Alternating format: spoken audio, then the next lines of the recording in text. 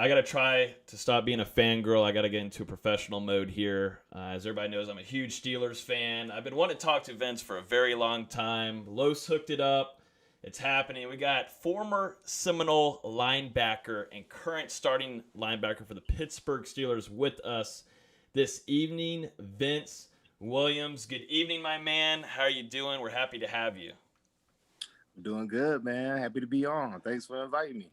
It took a little while. Los finally made the hookup come to fruition. I mean, you did have a big season, but now he's hooked us up and definitely ready to talk some Florida State football. We might jump back into some Jimbo Fisher even earlier than that, talk your Florida State days, and definitely talk some Steelers, some Super Bowl, and jump from here and there.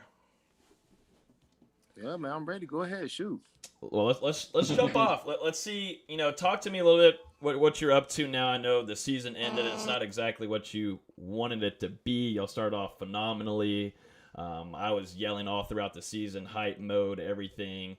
I was intoxicated for most of it, but I had a great season. It was phenomenal, entertaining. But what are you up to now, and how was your feeling about the season ending like it did? Obviously, when you don't win the Super Bowl and you're a Steeler, and the season's a failure, so that's that. But now I'm just doing a lot of cardio, staying in dad shape, hanging out with the kiddos. It's pretty cold up here right now, so I think we're gonna be coming down to Florida soon. But just vacationing, trying to stay COVID safe, and just hanging out. Off season time now. Yeah, I was going to ask first, too, how that season went with the COVID-19 protocols, how stressful that was. I mean, how were you? Were you able to see a lot of your family members, or no? Was that really restricted for you?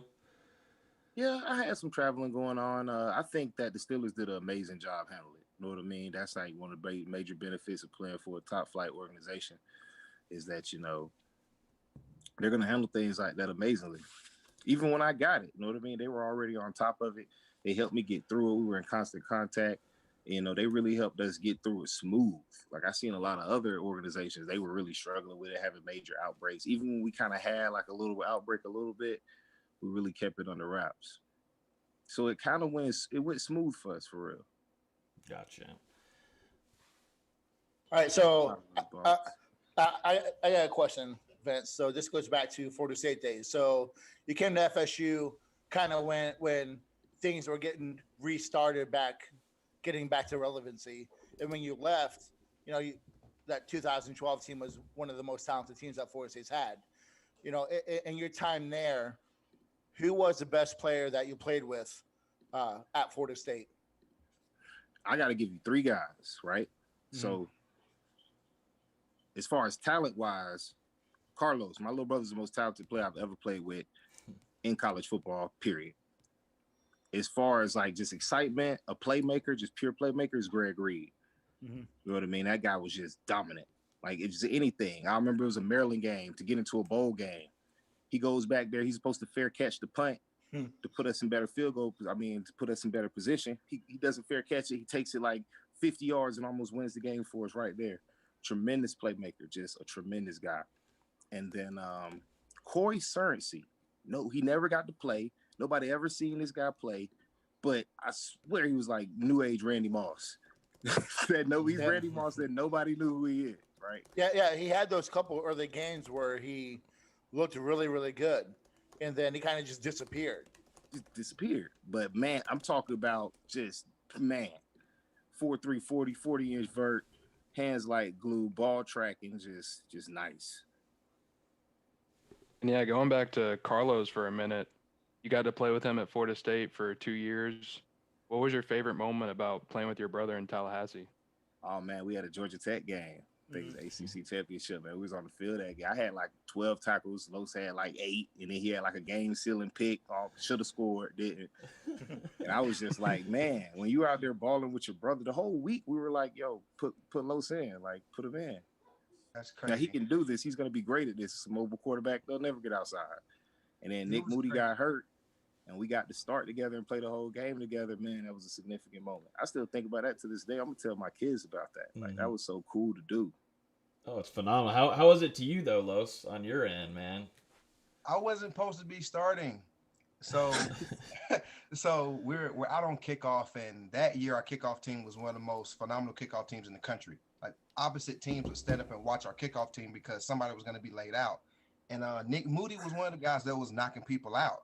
He actually got caught, and he got snuck, and he rolled to the sideline, had a concussion, and Coach Hudson had looked, and Coach Stoops Coach Hud looked at me and Terrence Smith, and he looked at both of us. He said, "Karlos, get in."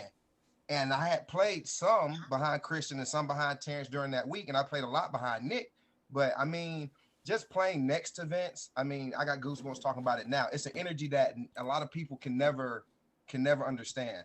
Even when I went to Pittsburgh, that very first practice, we were in full pads because Coach Tomlin was like, "Hey, I want to see what, we got fresh legs. I want to see what he feel like." And Vince was like, "Hey, Los gonna run the ball hard." And Lawrence Timmons knocked my earpiece out.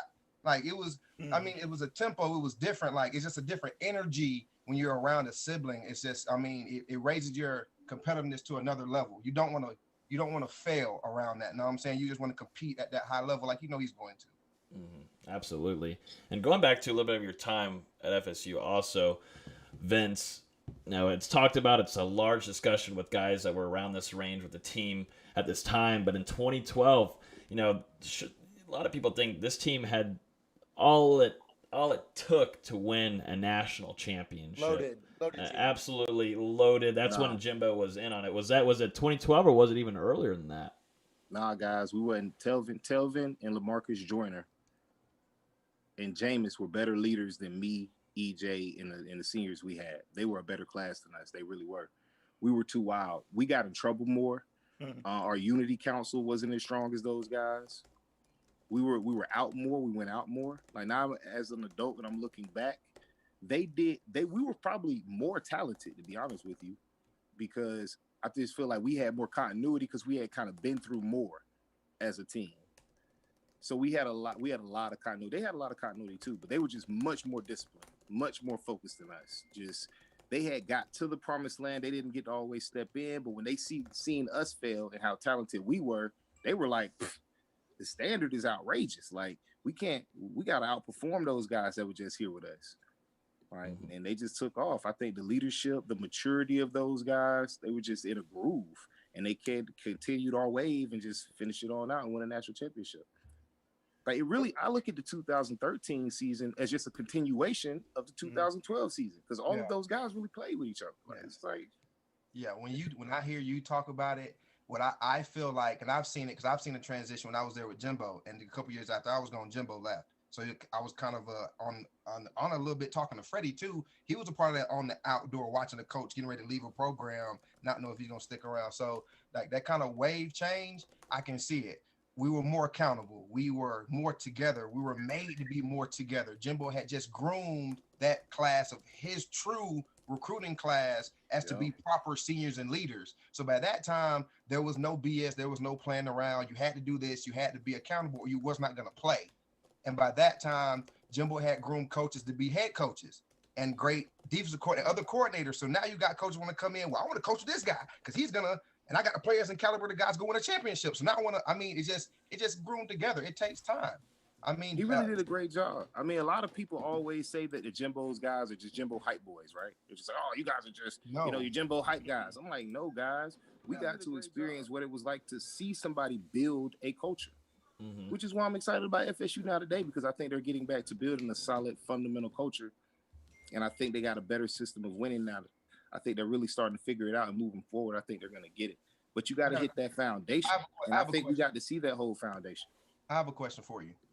I didn't get a taste of Bobby. I got to live through you and got to see Bobby. You got to carry Bobby off the field. I got more of a relationship with you and Jimbo, and then I got a lot of Jimbo. I didn't get Taggart. We got to see Taggart outside being professionals. But what do you think was the issue with Taggart? Why do you think he was successful at Florida State with the talent he had? With Jimbo left, he should have been successful. Why do you think he wasn't successful?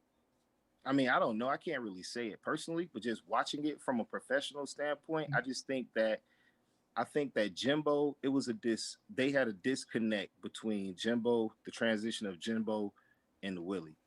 and they never got that foundation of base level started, right? Okay. Like we were already going on a down slope as Jimbo was leaving. We were down sloping. And it was just like a lack of talent. Like the people just started looking different between then. The team didn't look the same. We didn't recruit the same type of guys. Like it was just losing a little bit of the Florida State feel in those last couple years. Okay. Like what you look at, because football is just a brand. It's just entertainment. And when you cut on the TV, you expect to see a Florida State type brand, which you're accustomed to looking at. And I think over the years, it just hasn't looked like that. You know, and you got to get guys that can fit that. It takes a lot of recruiting. You can't just recruit the most talented guys. You actually have to find Seminoles. So do you believe that? Like I always tell people from my point of view, I was a highly sought after recruit, and so were you. Do you think that Jimbo recruited guys he wanted, and not just the high ranked guy because he was a 5-star recruit? He recruited guys. I think it was a combination. You know what I mean? Okay. I think he picked guys he wanted that were also Florida State guys. I think it was like they're lost in translation. They didn't know what it meant to be Florida State. I'll never forget when Derrick Brooks came in the locker room and told us that we all suck. Like I'll never forget that, what it did to me. Now you got to find a different way to motivate guys. They're not really interested in things like that. You got to find another way to get the tradition. Like you got to make those guys aspire to be like the Jameses. You got to make those guys aspire to be like the All-American players that had came before them. I think we kind of lost we had a little disconnect between the heritage of the programs. Okay. It's like, no, this is how we got to this high level. That is the standard. The 2012 teams and 2013 teams, they're not special. They're special because they were good, but the standard at Florida State is just being good. It's working hard. It's hitting hard. It's being a fast, aggressive defense. Like that's what it is, and that's what it has to look like when you cut the TV on. Like you know what you're getting. I think we got away from that. Yeah. You know, I think to kind of follow up on that 2012, I think a lot of people, when you look at it from a fan point of view, think that team was so talented that, you know, they just should have won the title. But I do agree with that. It was the setup for 2013. But, you know, like you just said, talk about Florida State, the brand and what you expect. Do you have any stories you can share about Mickey? You know, I think he's, you know, far and away a fan favorite. And, you know, they like to hear little stories about, you know, what it was like playing for him, who, you know, I still to this day think is the best defensive coordinator in history of college football. So Mickey Andrews, it's, you know, you have different type of coaches. You have X and O's guys who think they're gurus and are going to put you in amazing positions to make plays. You have other guys that are just really good at talent finding, and they can just find people to play the defense that they specifically know how to play. But Mickey was all about motivation. Like he was going to make you play to a level that was above what you were used to playing at. Like what he was going to ask you to give of yourself, you didn't even think you had it in you because he was going to push you that hard. And he would say things to you that would play with your mind. Like he was like, yo, Vince, you're a Florida State linebacker. You know who else stood right there and played that same position? Like, yo, if they can do it, you can do it. That's why you're here. If you wasn't here, I don't go and get everybody. Like, you know what I mean? I'm Mickey Andrews. I can have any linebacker I want. Like, no, I can. You've seen that wall. You see those linebackers that played for me. Like, you're next. Go do that. When I asked you to do, you told me that's when I recruited you, you told me that that's what you wanted. Somebody to push you until you could be the very best you could be. And you want to be on an amazing defense. Mm-hmm. So, you know, that's how Mickey motivated guys, man. He would just say things to you that just you couldn't believe. Like you would make a play and he'll be like, Vince, man, you got to make that play. It's like, Coach, I couldn't, man. He's like, well, you got to run faster than you can run. I was like, what do you mean, Coach? He was like, what'd you run the 40? I'm like, 4.7, 4.6. He's like, well, you got to run 4.5 if you want to make that play. And be dead serious, like not joking. Like just the standard was ridiculously high. He used to challenge people all the time. He told me I came out of high school too early. I had graduated early. I came in. He's like, oh, you missed that good prom loving for this? This is what you came up here for? He was like, your mama lied to me. She told me that she had a stud for me. She lied. She lied in my face, bitch. He's like, where you from, Davenport? I never recruited another fat linebacker from Davenport ever again. They might as well blow it up. I'll never get another linebacker from Davenport ever again in my life. Oh my God. Just talk crazy to you. Then he had the sweetest wife ever. You see him at dinner, he'll love you up. Now, why you had to make me yell at you like that, Vince? Why you had to make me get on you like that? Now, you know I love you and I care about you. Come on, man. Don't make me have to be ugly to you. Give you a hug and see you about your day. just a hard-nosed guy. Played under Bear Bryant, just really believed it. Yep. It's a different age of football.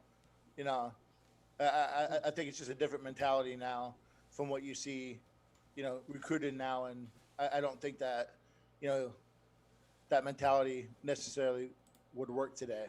That's a different discussion in and of itself, you know, but, you know, he's a great coach.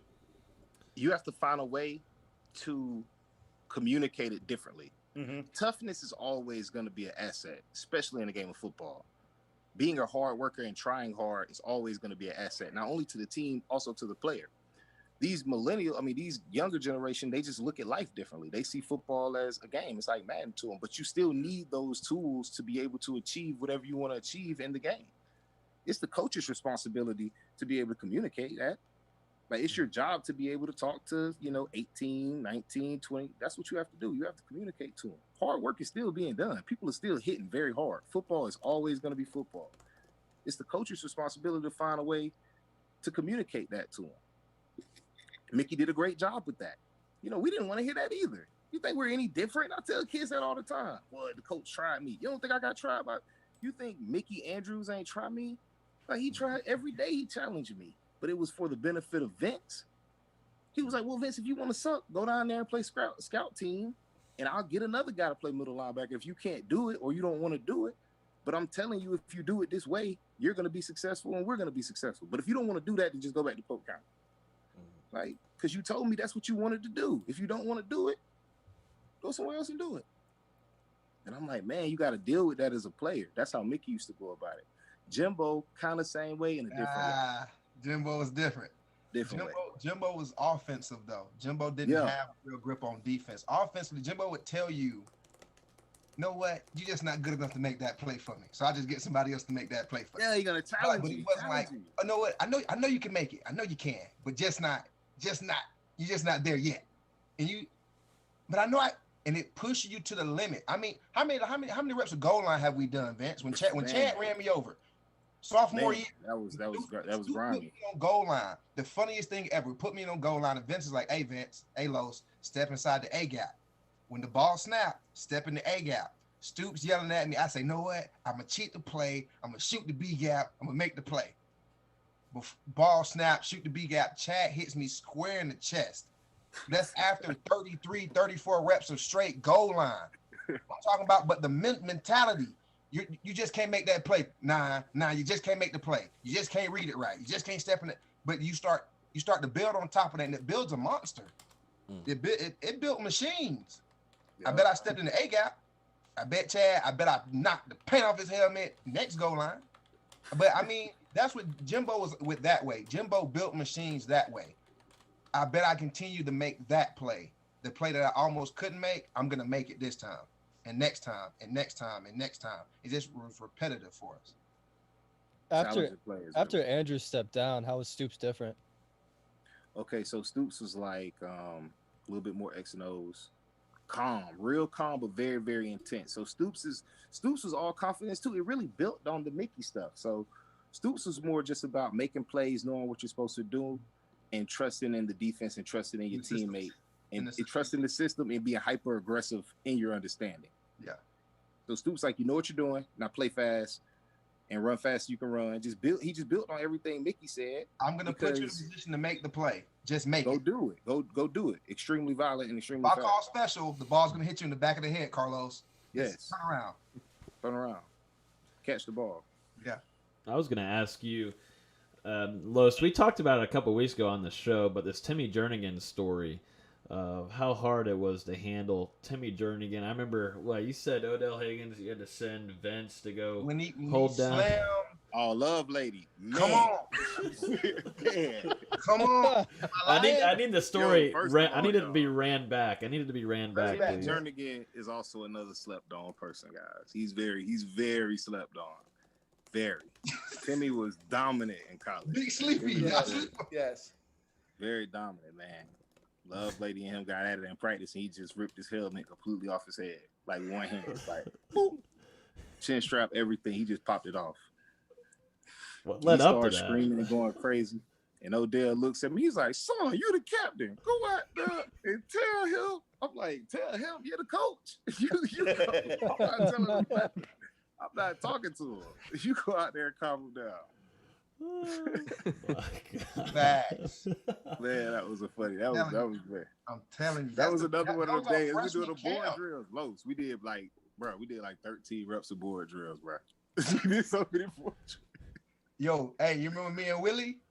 Oh, that was crazy. Hey, me and Willie had a silent vendetta because we were the biggest DBs and the biggest receiver in the room. Silent beef. Like, and so they would always put us together, and every time we would go, they would call it the Fat Bowl. Okay, we'll find out. So I had just got my ears pierced, and Vince was juicing me up. They juiced him up, and we ran full 20 yards, 15 yards away. You can see our earrings pop out our helmets. And you can see pow, paint pop off our helmets. I mean, monsters, man. It's just pure aggression. Mm-hmm. Nastiness. I was going to ask you too, Vince, other than yourself, an all-star team at linebacker, who would you put there? There's a ton of former FSU legends at linebacker. Who would you put? You can select three linebackers. Who would you select there? Florida State? Yep, for Florida State. Oh, this is easy. Shade Tree, Ernie Sims, Derrick Brooks. Okay. What are we talking about? How about around? Let's see. I'm trying to think. 2010, maybe even earlier than that. What am I thinking? 2000 to 2020. How much does that change? So it's like, man. See, it's tough. It's a tough one. I would put Telvin in. Telvin, Ernie Sims, Lawrence Timmons. Nah, Lawrence only had one really good year. What about Bradham? Does Bradham get in there? Bradham is up there, but it's like Bradham and Buster. Like, who you like over Bradham or Buster? Buster was fun, man. Buster was nice. Mm-hmm. Like Bradham or Buster. Man. You know what I mean? Yeah. Can I ask you a question? We had this conversation, Vince, and me and you train with a lot of guys. Who is the most underrated player in your time period of being a fan and like that you trained with, played with at Florida State that went under the radar just simply because they were just at Florida State at the wrong time? Man, it's like two for me. So like, man, Rashad, I don't know how he didn't go in the league crazy. Like Rashad was ridiculous. Like just from what we've seen in practice, his consistency, how young he was. I've never seen a player come in and immediately start balling day one. And Jimbo used to challenge everybody else. But it's like he didn't even have to challenge Rashad. Like, he was just like that. He was just built like that. He was like an adult. He was one of those 18-year-old, 30-year-olds. Like, just a grown-up, just a grown person. Very young, but very came in about business. I think he slept on. Man, let me think. That's a good question, Los. Well, I used to be like, I love Richard Goodman's game. Okay. We used to have days we couldn't even guard Everett Brown. But, I mean, those aren't like, I don't think Everett Brown would be underrated. You know what I mean? I can't say that. Mike Harris? Mike's crazy. Amazing. Now, that's Mike one of Harris my favorites. Amazing. Now, Mike, one of my favorites because I got a chance to play with Mike, and that's when I got a chance to really understand nickel defense. Because we played 4-4 in high school, 1 high. I played cover 3, watch my highlight tape, and the biggest person on the field. So when I got to learn defense is really when Stoops got to really digging in my freshman year of playing college football. And I got to learn what really the nickel was. And Mike was awesome. And then I got to watch Tyler play it, and Tyler was awesome. And then before that, you had Nick Wason. I mean, I've always been around him, but Mike never got the notoriety I think he deserved. I just wanted to see, was he one of those guys that you felt that was really what special? made Mike so special was that you could play your entire game in sub package because he was so physical at the nickel, and he had such amazing man-to-man skills. So it would be times where people would try to build formation to get Mike they would try to build the formation to get the nickel to the split receiver side, send him in motion, and then get Mike into the B gap, thinking that they were going to run the ball at him, and he would go in there, cut everybody down, and make the play. So he's like a baby linebacker too, like aggressive. Right? He's just amazing. He had a couple good years in Jacksonville, didn't he? Yeah, man, injuries, man, it's just hard. But Mike was a great guy to play with. Let me think somebody else that was really good, but nobody really knew. Lonnie, man. You guys have no idea. Man, Lonnie is one of the saddest stories. It's not even, man, Lonnie was that boy at Florida. If Lonnie Pryor goes to Wisconsin, he wins a Heisman. like, y'all not really understand. Like, Lonnie was that boy. Like, man, you're not gonna win. Lonnie was nice. Like what he did for the team, that's my captain forever. We saw in the Orange Bowl against Northern Illinois when he went for 2 touchdowns and 140 or whatever it was. Man, like Lonnie was crazy with it. And Lonnie was difficult to take on one-on-one if he was blocking you. Yeah, like, he was just good. And if you look at his stature, Lonnie wasn't huge. He wasn't a typical size fullback. Like he wasn't big like Chad. Yeah. He was smaller than Chad. But bigger now than he's playing. His mentality was, I gotta play bigger than I am, and I'm gonna play that way. And he always played that way. Lonnie had hands too. Yeah, he can catch. He caught a lot of hands balls out the back, like really natural hands. I'm telling you, Lonnie Pryor was slept on. Yeah, like just nice. One of the most athletic plays in Florida State history was that touchdown at Clemson when he was a freshman. Yeah, along the sideline, they jumped from like the 7-yard line into the end zone. He jumped over the dude. Yep. Yeah, that was great. But Lonnie was a problem. Yeah. Hey, what's one of your? You was there. You got what? 5 years at Florida State. You got a lot of bowl games, a lot of good bowl games, a lot of big Florida State games, a lot of Florida State, Miami games. No, you got to play against Notre Dame, like Wisconsin a couple times. Yeah. What's the most exciting opponent? Like, what game were you the most juiced to play in? Virginia Tech and ACC. What game were you the most pumped to play in? Oh man, I think it had to be the Oklahoma game, round 2 of Oklahoma at the crib. Oh yeah. After they had embarrassed us, yeah, that was the most physical football game I've ever played. I recently had a Ravens game that was more hard hitting, but before then, that Oklahoma game was the most physical football game. Me and Landry Jones both got drafted here to the Steelers, and we used to talk about that game all the time. We was like, yo, like 4 people went to sleep. They carded. Both Kennys got carded. Kenny Stills and Kenny Shaw got carded. We slept. They were on their 3rd string running back. Man, EJ got knocked out. Bloodbath. That was the most, because we were so mad that we fumbled it, guys. Like, so Stoops already knew. Stoops is like, guys, you're a really good defense, but you're gonna go out here to Norman. They're gonna run 13 plays in 13 seconds, and you're gonna die because you're gonna be gassed because we're trying to run and we're trying to put it at tempo, and you guys are chilling, complaining. And you have no idea what you're about to go into. I'm telling you, I've seen people go out there and get melted. We were being all arrogant. You know, we had just kept Coastal Carolina from even getting past the 50-yard line. We set like a crazy record that ain't never been done before. Like, we were just way too egotistical. Man, we go out there and Big Stoops hangs 67 on us, something crazy. Something nasty, like just something nasty. It was so nasty, we didn't even watch the film. Stoops came into the meeting and was like, hey, we're not watching that shit. Next week, turn around. I think we had Clemson. Put Clemson on. We didn't even talk about it. Like, it was just like, it's over with. But we're not even looking at that. So when they came back and they came to Florida State, we were like, oh, we're gonna kill these guys because they embarrassed us, and we got to get these licks back. That was a crazy game. I love it. Yeah, it was a great game. Loud too. I watched it. We posted an Instagram video just a few hours ago, and I was going through some of the loudest experiences in Doak Campbell Stadium. That still was most certainly the loudest Doak Campbell Stadium has ever been. I think it's close though. Still, whenever it was 2014 Los, when Notre Dame came into town, though, I think it was close with that one. At least whenever you scored the overtime touchdown, that place was unbelievably rocking. I was gonna say the 2 that came to mind were Notre Dame and then the Clemson overtime scored the low side. That was big. Those both were super loud.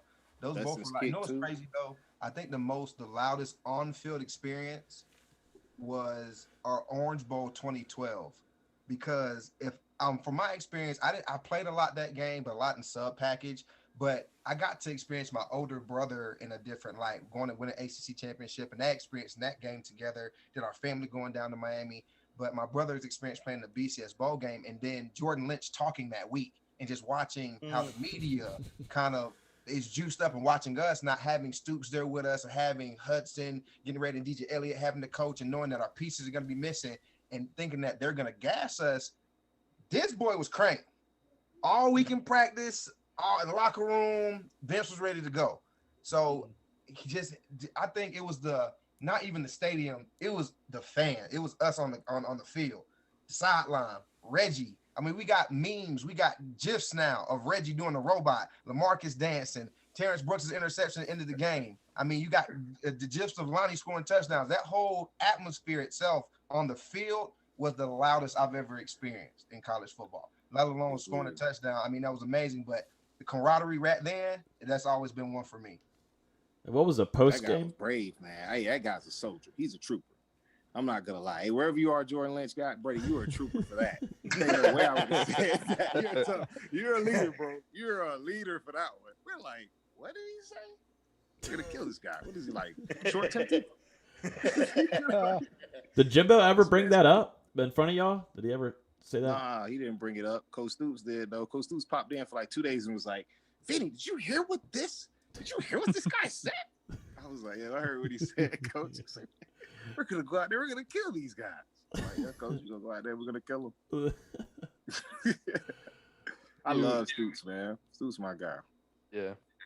You talked a little bit about it earlier, but how much you keep up with Florida State now, and what do you think about what Mike Norvell is trying to build in Tallahassee?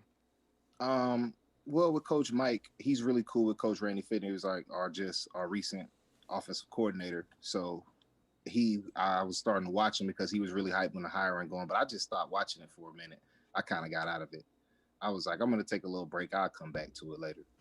If the game's on and I catch a little game, then I'll catch a little game. But I used to watch every Florida State game. I'm not like that anymore. Does that have to do with the effect of, what the state of the program has been the last couple of years? Yeah, man. It's just I just want some more consistency. I'm always going to be a fan. I rock Florida State gear heavy. You know what I mean? I'm proud of where I went to school, definitely. But, I just want some more consistency out of it. I'm not one of the guys that'll get on Twitter and, and do a lot of judging. I'm not one of those either. You know what I mean? So I just, when they come back around and I see something that I could cheer for, that I can get behind, I believe in, I'll be back, Mm-hmm. Yeah. Before we transition into NFL stuff, gotta ask, we are partnered with Chick-fil-A now. What is your favorite Chick-fil-A meal? Spicy chicken sandwich, extra pickles, chick sauce and Polynesian sauce mixed. Extra pickles. See now that low C, that's why I'm a Steeler. I mean, about the exact meal that I get. I mean, that's just how it is. Black and gold. That's how we work. Same blood. What do you get, Logan? What is it again? I get the spicy deluxe, but I do the Polynesian and Chick-fil-A sauce situation. And I like the pickles. So people that don't like the pickles, y'all have no taste. Like the pickles are amazing. What about people that don't like ketchup, Logan? Yeah, people that don't like ketchup need to go get therapy immediately, and they need to have a terrible night too if you don't like ketchup, and need to go to a psych ward. But that's another discussion for people. Sticking with food. Vince, when you played at Florida State, did you have a favorite restaurant in Tallahassee or a favorite food? Man, not really. I really love Publix just for the, Publix. We don't once you move out of Florida, you don't realize how serious Publix is until you have to go to a different grocery store and you're like, man, this is not Publix. No, it's just like, I miss the grocery store Publix. We used to have the honey fried chicken at Florida State. They used to be really good. They used to be a hit. But not really anything consistently that I used to eat a lot. No clubs? Any clubs? Any little after game situations? A little after game situation. I'm a lame. I'm a nerd. I play the game. See, what was the difference, Los? I got Vince over here that stayed in the house after a big game. I got 2 solid years with Vince. I mean, there'll be plenty of times I would stop by Vince's crib. Can I borrow a couple bucks? Where you going? Well, I'm going out. Well, okay, cool. Make sure you just call me before you get home. Cool. I mean, my brother really was the difference of football, and I think that was the difference between us and football. Like I took the time going out to take myself away from football. He took that time of that alone time to be a student. I was more of an athletic, use my athletic ability to get as far as I can with it, and it kind of separated us in that aspect. My brother was more disciplined in being a student of the game, and I think that's what led to his longevity. He's in the league now. I mean, I think it's prevalent, but I mean, I enjoyed it. I got the chance to bond with him for 2 years, take a couple bucks out of his pocket, use his gas, and I mean, it was cool. Who gets to go the pound? Okay, but you got to play with the Pouncies. One of the Pouncey brothers. How describe to these guys how it was to talk to a guy that got to play in college with his brother, let alone a twin. Like, that's a brother. Like, you play side by side, and then one leaves and you take his position. Like, it's like you never leave. It's pretty awesome. Like, it's like I never left Florida. Like, Vince never left Florida State. I kind of felt those shoes. I played on defense going into that following spring, and that kind of attitude and responsibility as going into being a junior and a senior, I kind of kept with the Williams on my back. Like, how was that? Have you talked to him about it? Has he explained that to you, how that felt? Yeah, man, we talk about it all the time. It's just a cool thing to have, man. Like, nobody's going to hold you more accountable than a brother. And nobody understands you like somebody that you grew up with. So, I mean, having that understanding is a beautiful thing. It's always going to be cool. Like, I think it's a very fortunate situation. Like, I have, I got the twins now, Los. I would love for the twins to go to the same college together and That'd be be able awesome. to participate in the same. Like, I watch them now on the field together, and I'm like, oh, man, that's pretty cool. Like, imagine watching that on the grand stage. Like, that'll be amazing. When you talk about the draft, you end up in Pittsburgh, but what other teams were you talking to, when you're going through that whole process? Oh, man, guys. This is the crazy story, right? I'm gonna tell the whole thing, Los, so they get the whole, so they can understand. So I come out of the draft. I come out. I play a season. I think I'm pretty good. I'm checking all these little NFL draft scout. It has me ranking like 32nd middle linebacker in the nation. I'm like 32nd. That's a lot of linebackers. I look up how many NFL linebackers, how many middle linebackers get drafted in a year. It's like 7. I'm like, oh my god, like I'm not about to get drafted. So I go down.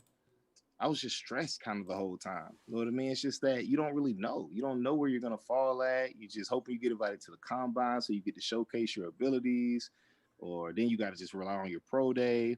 So it was just a lot of anxiety. Then once I went to the Senior Bowl and I started making some plays out there, things really started to settle down for me. But it was crazy. I didn't get any attention. My agent was like, Vince, you're not getting any hits. Nobody's really interested, until I went to the Senior Bowl.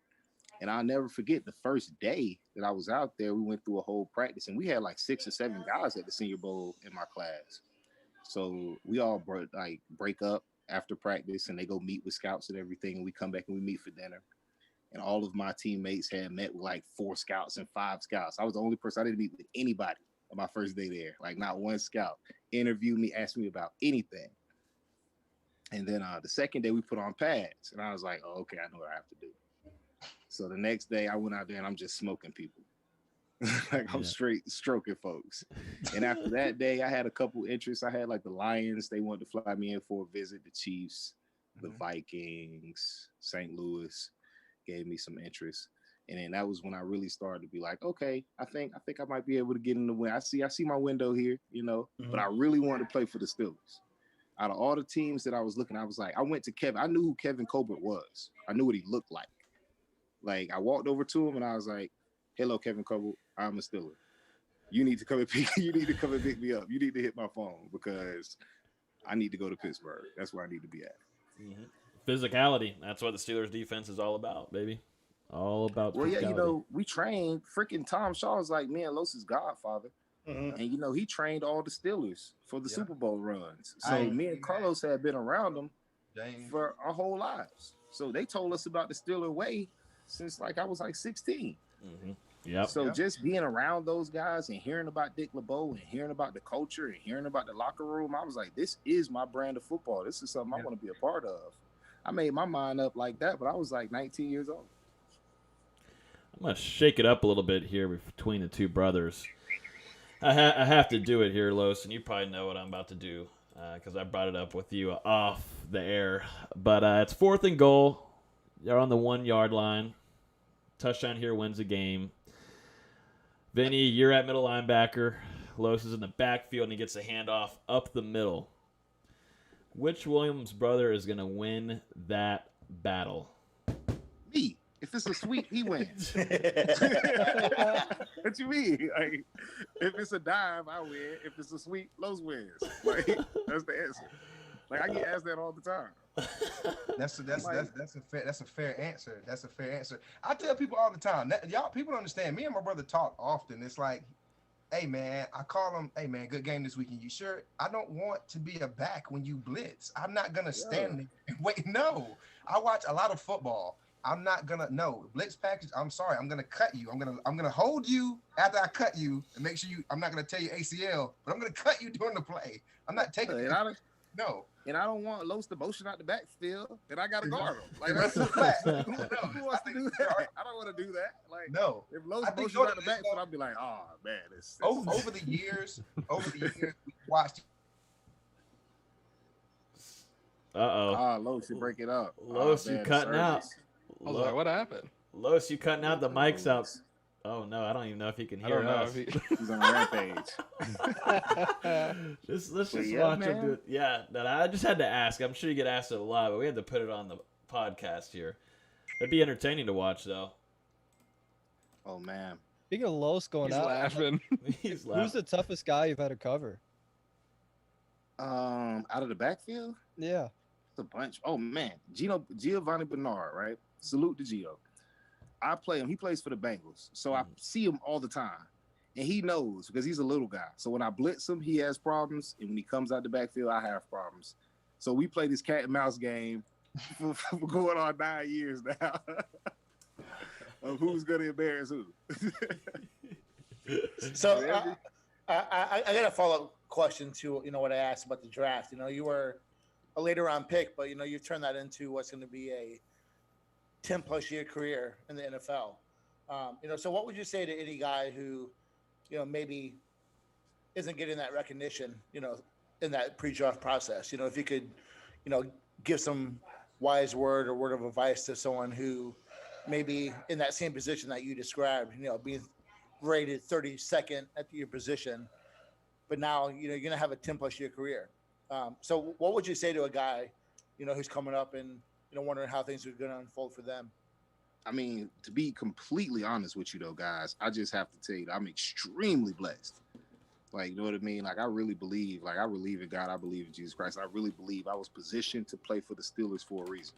Because, honestly, Vince Williams probably would not be Vince Williams if I wasn't drafted by such a blitz-heavy defense, such an amazing locker room, because I was a little bit of a hothead when I first came out. But I had an amazing group of vets. I had a very, very patient defensive coordinator in Dick LeBeau. Like, I had a lot of things roll right for me. Like, me and Karlos talk about this a lot. And a lot of ways, I was just fortunate to find that situation.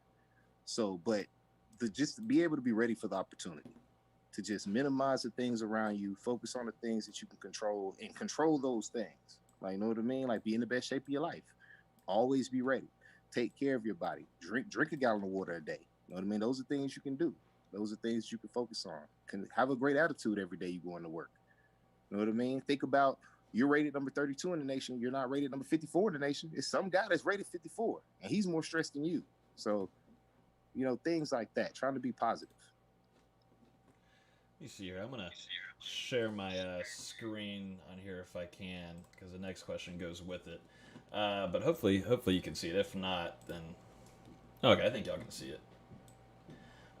This is a hit from a game earlier this season, Vince, and I was watching it last night, but I thought I'd show it on here. Let me put y'all up here. All right, there we go. I just thought I'd just play this and ask you about this right here. Second and goal, shotgun. Tannehill is going to pump and run. Oh my God! Pop and lost the ball. That's ridiculous. Shotgun. But Ryan was tripping, man. Hey, Ryan, He woke come up. on, man. He's out here. That's not Lamar. He thought he was Lamar, didn't he? He thought he was Lamar. He got hype. I don't know what he was thinking, really. He was watching Lamar highlights last night, and he got hype before the game. But yeah, how'd it feel popping? I mean, that ball came out like a pop zip. I thought Tua was gonna grab it there, but he didn't. But how do those hits feel when you get those? Because you have a history of annihilating cats, hurting them. Is that kind of just how that defense is ran in Pittsburgh, just kind of laying the wood and, starting it off like that? Because most of the time y'all start off with big hits, and that kind of lays the tone for how that defense is going to be ran for the rest of the night. No, we find people like that. We prioritize goons. That's something that we do on purpose. That's what Florida State used to do. Like, you know what I mean? We're going to get certain type of individuals. You can't bring a certain type of individual to our defense. We're not going to respect him. It's not going to work. He's not going to fit. We're going to ostracize him. Like you got to bring in a certain type of person. Like when you are a Steelers linebacker, every Steelers linebacker I've ever met since I've been in Pittsburgh, they're just like me. Like we're triplets, we're twins, we're quadruplets. Like it's just the same person, just reincarnated over and over and over again. Like that's all it is. So when I look at plays like that, that's what I'm supposed to do. That's what I'm on this field for. Hey, that's my job. If I wasn't doing it, my teammates would be like, "What is wrong with you, Vince? You should have killed that guy. That's what you do. Why is he alive?" I was gonna say, so, I mean, go ahead. I mean, that's what I do. I mean, not to be arrogant, but that's my job. I'm here to do my job. You know what I mean? Yep, and I was going to mention, too, you got a young guy, Devin Bush, who we didn't get to see last season because of injury, but you've been surrounded by guys with extremely great talent. Shazier, also Lawrence Timmons, Spillane ended up being a big-time, out of nowhere, kind of surprise to most. But just tell me about, working around with these guys, but you still play a huge presence in running that defense. It's more the position than the people who occupy the position. And I want people to understand that. Similarly to our running backs and our wide receivers at Pittsburgh as well. They put it's a lot of responsibility on our linebackers. Like we have a huge job. We have to run our defense. You have to cover anybody on the field. Wow, it could be Michael Thomas in the slot. That's your guy. You have to be an effective blitzer. Every time you blitz, they expect you to get a sack. You have to do both of those things well, and you have to play the run, and you have to know everything. You have to call every play. So I think that the people that we just acquire at middle linebacker are just good. That we just get really good linebackers. I think Pittsburgh go out of their way to find really good linebackers. It's a position that we always are going to keep. Right? I'm just a next in line, like I just said. Like Robert Spillane is just next in line. He's just gonna fill in. And he's gonna do great. Good linebackers and wide receivers. Yeah. What were you gonna say, Los?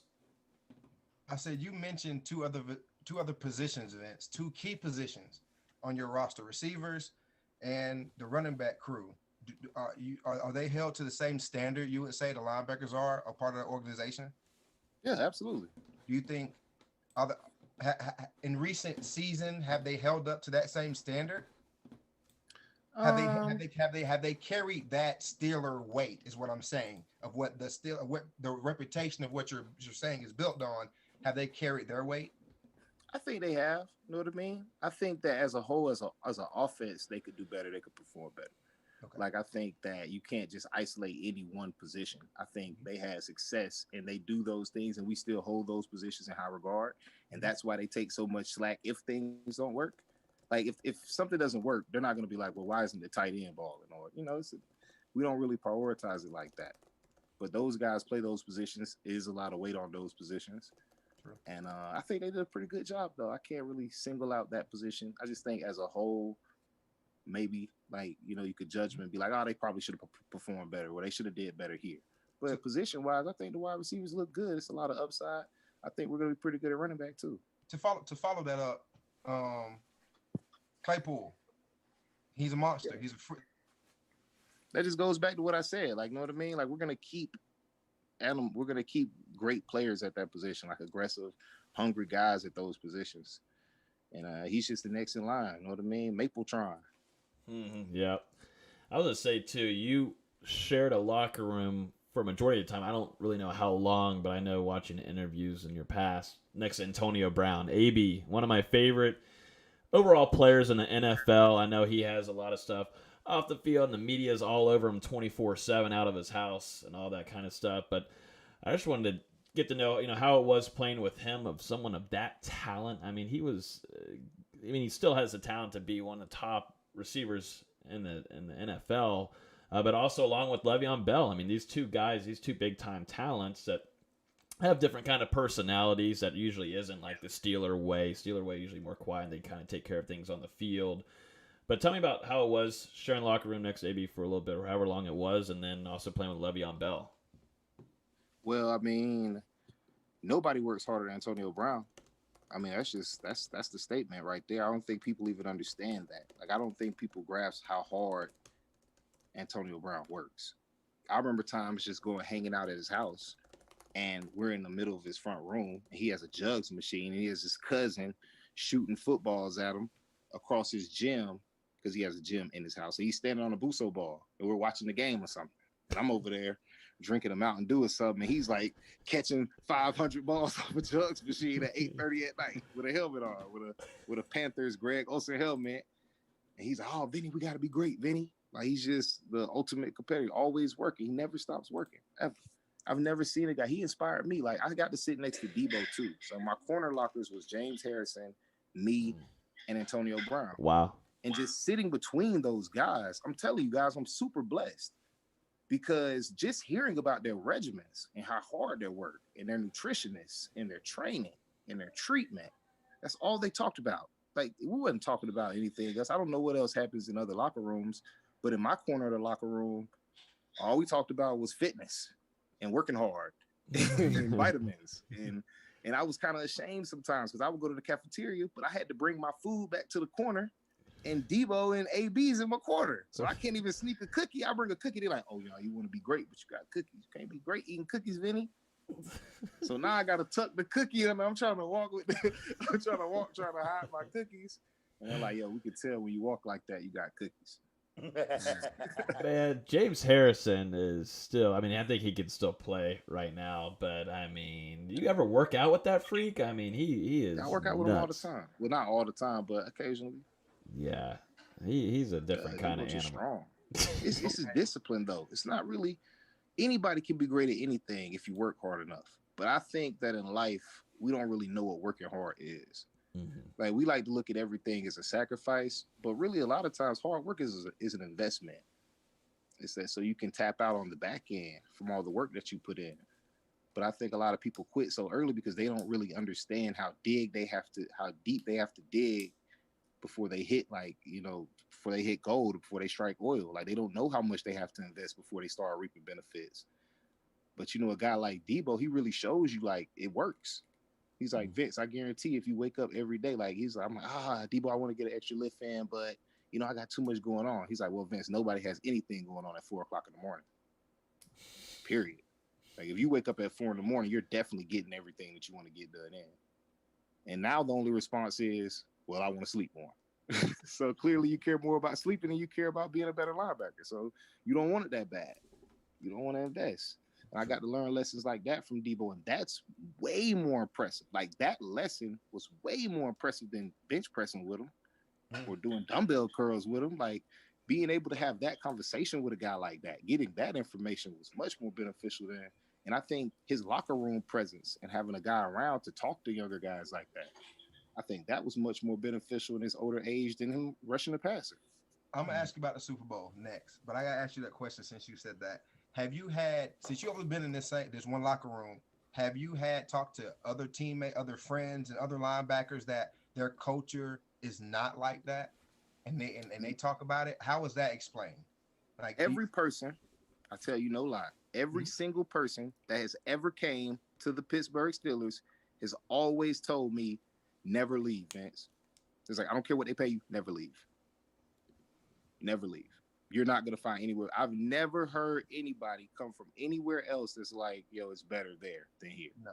Maybe the food. I've heard that the food is better other places. I've never heard anybody say it was better where I came from before I got here, or I'm happier there than I was here. I've never heard that. And I was going to ask, this is something just because I'm a fan, but you see other places and other organizations, it's all modernized. Usually the locker rooms are all nice and snazzy. You look at Pittsburgh and it looks, I mean, I'm not being mean, but it looks like it could be a high school locker room, not so like crazy modernized. Nowadays you got TVs in each locker. You can have a freaking massage while you're sitting back. But what's like the, is that just kind of like the Steeler way there? I mean, it's just kind of just all about football. We're here to play football. Mm-hmm. Like, we're football players. I know what I mean. We do other things, but we're football players. So, that's just how it goes. We don't need all that. I need a place to hold my helmet. I need a place to put my pads. I mean, we That's had really TVs in Buffalo. We had guys betting $2,500 cash on 2K games and stuff like that. I mean, we went 8-8. I mean, they were competing for AFC Championship. We don't got no TVs. We got a lot of Lombardis though. Yeah, we were 8-8. We got a lot of those. Yeah. We went 8-8. I mean, we talk about this sometimes. Me and my brother do chat about this sometimes. And I was in a bit of a cultural shock when I went to Pittsburgh. He was like, it wasn't like that over there. I was like, y'all coach just openly fined somebody for being late to a meeting, and he had to pay that cash today, or he's going to be another fine and another fine. We had guys in week 10 with fines. Like that didn't happen over there. So the accountability, like, this is your job. Take it seriously. This is what you're going to do. This is how it's got to be, or you're not going to be here. I'm taking your helmet. It was just different. It was a culture shock. Very, very different organization. Very straight class organization. Hey, Los, before you get into the Super Bowl, I wanted to ask, about Mahomes. He's like the it guy now, and it's his league, so to speak. So, what do you think about him as a quarterback and that offense and what they're doing right now? Oh man, I can explain it to y'all. Y'all want to know how it works? Y'all want to know? Mm-hmm. Well, all right. So Andy Reid has always been a West Coast genius. He comes from that, Packer tree, and all those guys are super duper good with the West Coast game.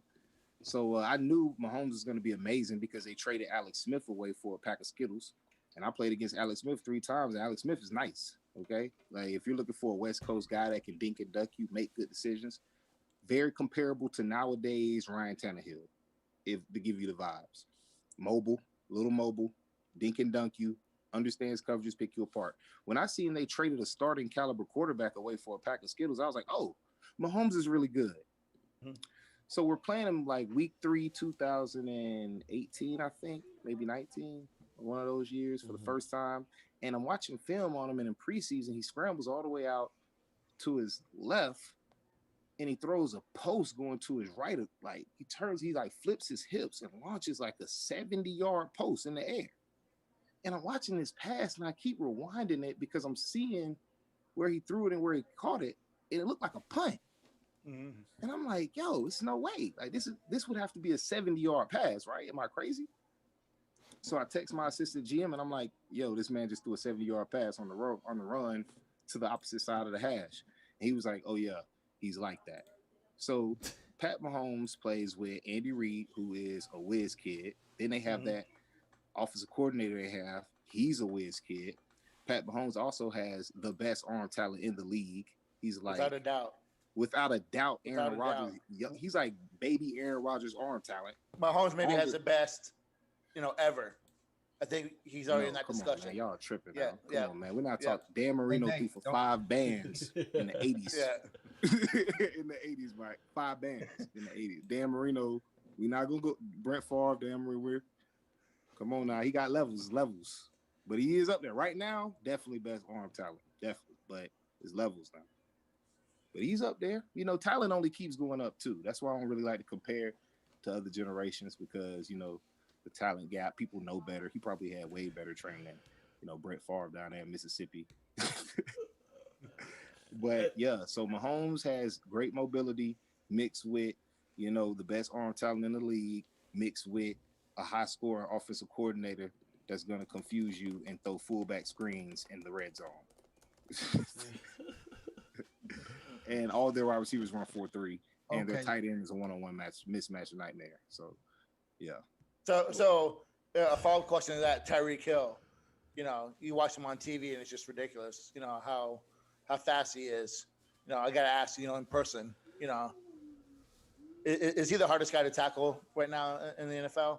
No, he's not. He's the fastest dude in the NFL for sure, though. Who's the hardest?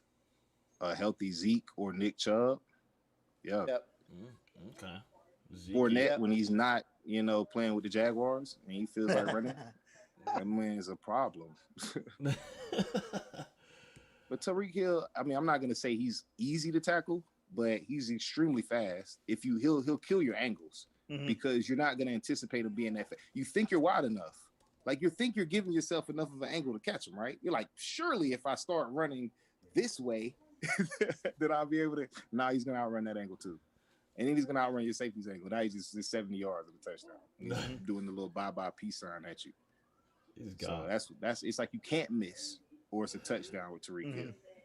Los, why are you laughing so much? Are we need to bring back the debate of where Nate Bro, said last week where Aaron Rodgers is not an Okay. all-time great quarterback. Nate said No, earlier. no. Who I said said that? no. That's not what I said. What? No, that's He not said- what I said. No, I he said it. Let me ask. No. This is what I said. Let me I ask. said that after he did not, again, after he choked in the conference title game, we have to get away from him being this almighty, all-time great. I still put him in my top 6 or 7. I would take other quarterbacks above him. Okay, nice said. Dan Marino, all-time great, Yes. never won a Super Bowl. How It can you doesn't- let him jump Aaron Rodgers, It's a who's won a team. title? It's a team sport, It's a man. team You sport. gotta understand, man. I get that. Los, yeah. bro, you gotta watch Dan, man. Dan Dan Marino's special. In the Listen, 80s, Los. Listen, Carlos, that's- what I tell you, I every- watched Dan Marino play. You weren't even born yet. Dan that's Marino. beside the point. Ah, You put There Dan we Marino. go. You put Dan Marino in today's game. It's over. He's throwing for. He's gonna 6,000 throw for yards. 10,000 yards. Yes. He's gonna throw for 10,000. It's going to be like Whoa, you're whoa, whoa, playing, whoa, whoa, time out. That's playing Madden on rookie it's level. on the offside system you put him in as well. Man, Los, this is all I'm saying. I played against Aaron Rodgers. Aaron Rodgers is amazing, right? He's do you amazing. do you think he's an all-time great? All time great. I He's would big. put. I would have to think. I don't really do quarterbacks a lot, right? And I have a lot of. It's like a lot of variables for me what I consider a good quarterback. Yes, I know that. You know Would what you I mean? consider Ben But- an all-time great? Ben is he's in that niche area, right? Like, you know what I mean? Like, he's on that right outside of like amazing. 'Cause Eli it's like, Manning. no, I'm not putting Eli in that. 2-time No. Super Bowl But- champion. He's the only quarterback to beat Brady in the Super Bowl. Man, Those no, defenses he's good. are No, wild, it's- bro. it's- Y'all when you wild. saying great, it's Wow. like different. It can only be like 3 great people, right? Like 5 greats. Like, Okay, you gotta rate 'em. who's your top greatest quarterbacks? Your top 3 in your consideration?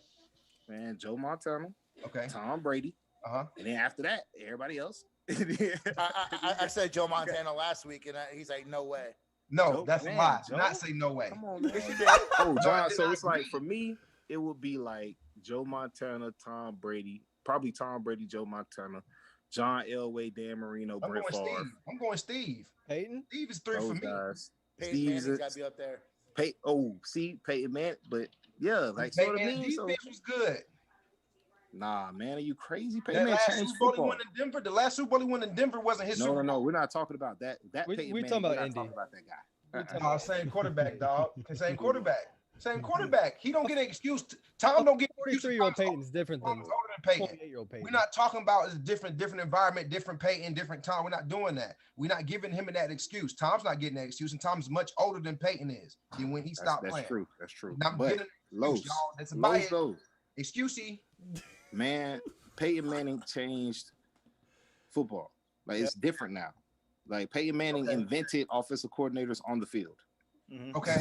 He's like, Okay. I mean, yeah, okay. so it's like he invented that. Like, nobody was like, Peyton Manning come to the line of scrimmage, guys. Okay, y'all in cover 4.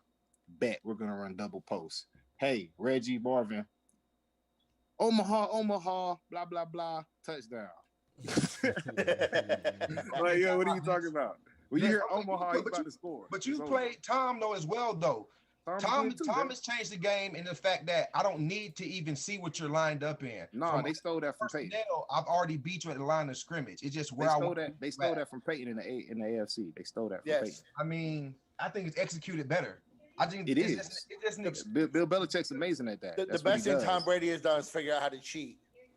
I wow. wouldn't Man. say, but everybody kind of like. Yeah, everyone cheats a little bit, but It was the stuff that y'all didn't even know about, how like the Yeah. unbalanced rules, right? Like the New England Yeah. Patriots got a rule change. They didn't get the rule. They got the rule change because they were executing it.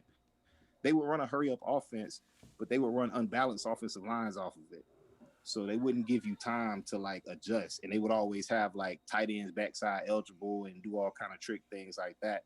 So that they used to like convert so many 3rd and shorts off of things like that.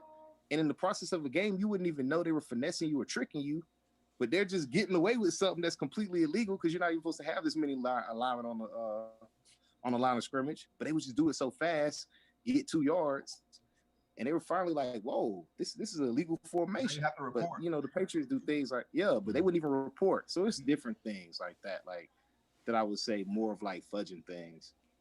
You think My But last. nah, man, when it comes to quarterbacks, man, you got to put Aaron Rodgers in there though. You got to go. But he's down a little bit though. He is like, after in my humble opinion, in my ratings. Yeah. For me, the goats got to at least be able to win a little bit when it matters. Definitely. Man, he got two MVPs and 2 Super Bowls, Yeah, right? yeah. One Super Bowl. One Super Bowl. He's got 1 Super Bowl. I mean, that's why he's 6 or 7 for me. Yo, guys, we got to put Drew Brees up there too. Yes. Come on now. Yeah. Drew got to go. Like, come on. It's Yeah. a lot of, man. Drew on the turf with Sean Payton, that is a nightmare. Whoa. Now what about Jameis now? It seems like it's Jameis time. I know Drew hasn't announced his retirement yet, but it seems like things are leaning the way where it's going to be Jameis Winston town in New Orleans. Thoughts on that? I always like Jameis. You know, I think Jameis is a good quarterback. I like Jameis. Mm-hmm.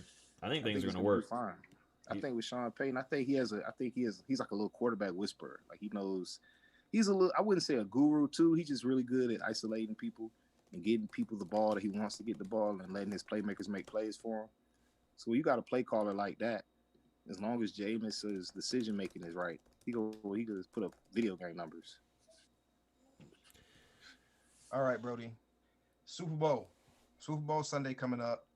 Chiefs, Tampa Bay in the backyard. Rat in the backyard at the home crib. Who you got winning and what's the score? I don't even know a score, and I don't even know who's going to win, to be honest with you. I think it's a great matchup. I think that the loss of Eric Fisher with that Achilles, with this crazy pass rush like JPP and what is Barnett, I want to say. I don't want to get his name wrong. Mm-hmm. Shaq Barrett. But yeah, Shaq Barrett. I think those two guys, but I think without Eric Fisher, it's going to go crazy. So, I mean, I want to see Tom Brady get another one. I want to see Tom Brady separate himself from the Bill Belichick narrative. That's what I want to see. I can't stand him. I can't stand him, Benny. I can't either. Now that he's in the NFC, guys, I'm like, okay, Tom Brady's great. Yeah. He left. I'm like, yeah, Tom Brady. I like to do that. Yeah, nice. Yeah, I'll deal with him now. Yeah, I can't stand him. Just can't stand him. But I don't know. My dad's a big Buccaneers fan, so I always will pull for the Bucks too. And I think it will be a good game though. It's what is it still supposed to be rainy a little bit in Tampa? I think They're saying now it's going to be pregame. It's Florida. It's going to rain. It's Florida. Well, like 2 of the last 2 Super Bowls in Florida has had rain. It's still cold outside. It sucks.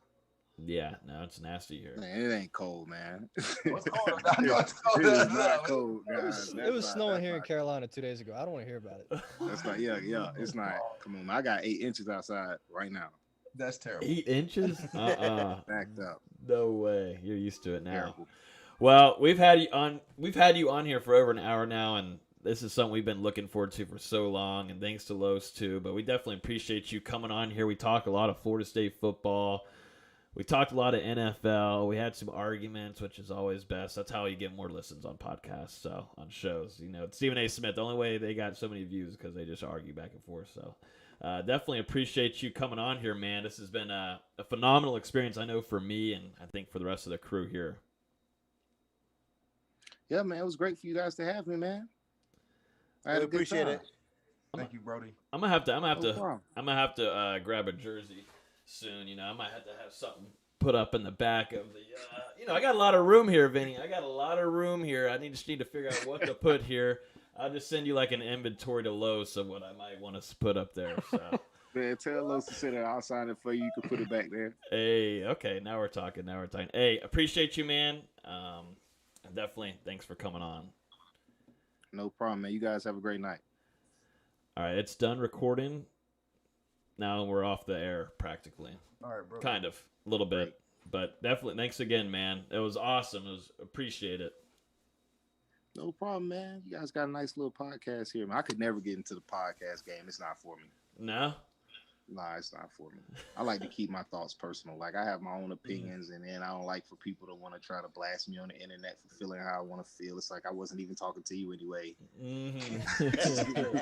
I'd rather just keep it to myself and stay low key. Yeah, no, I feel you. I was gonna ask real quick about just Big Ben. I think he's definitely got another year. And then Pouncey too.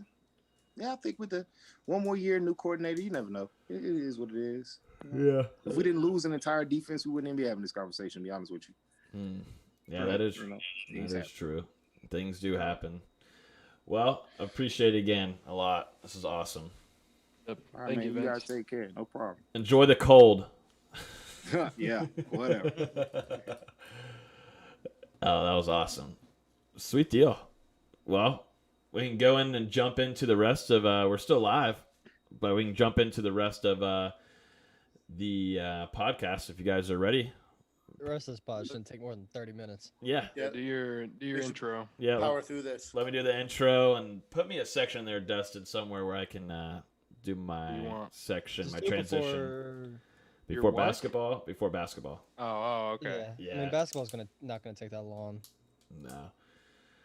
All right, here we go. I'll do the intro. 3, 2, 1. What is happening, guys? This is Logan Robinson from Here the Spirit, presented to you by NoleGameday. We are here on this wonderful Thursday night as usual. You guys are going to listen to the interview later, but we just got done with former Nole and current starting linebacker Vince Williams. I was fangirling at the beginning, but you'll see I turned into a professional. I'm really learning here.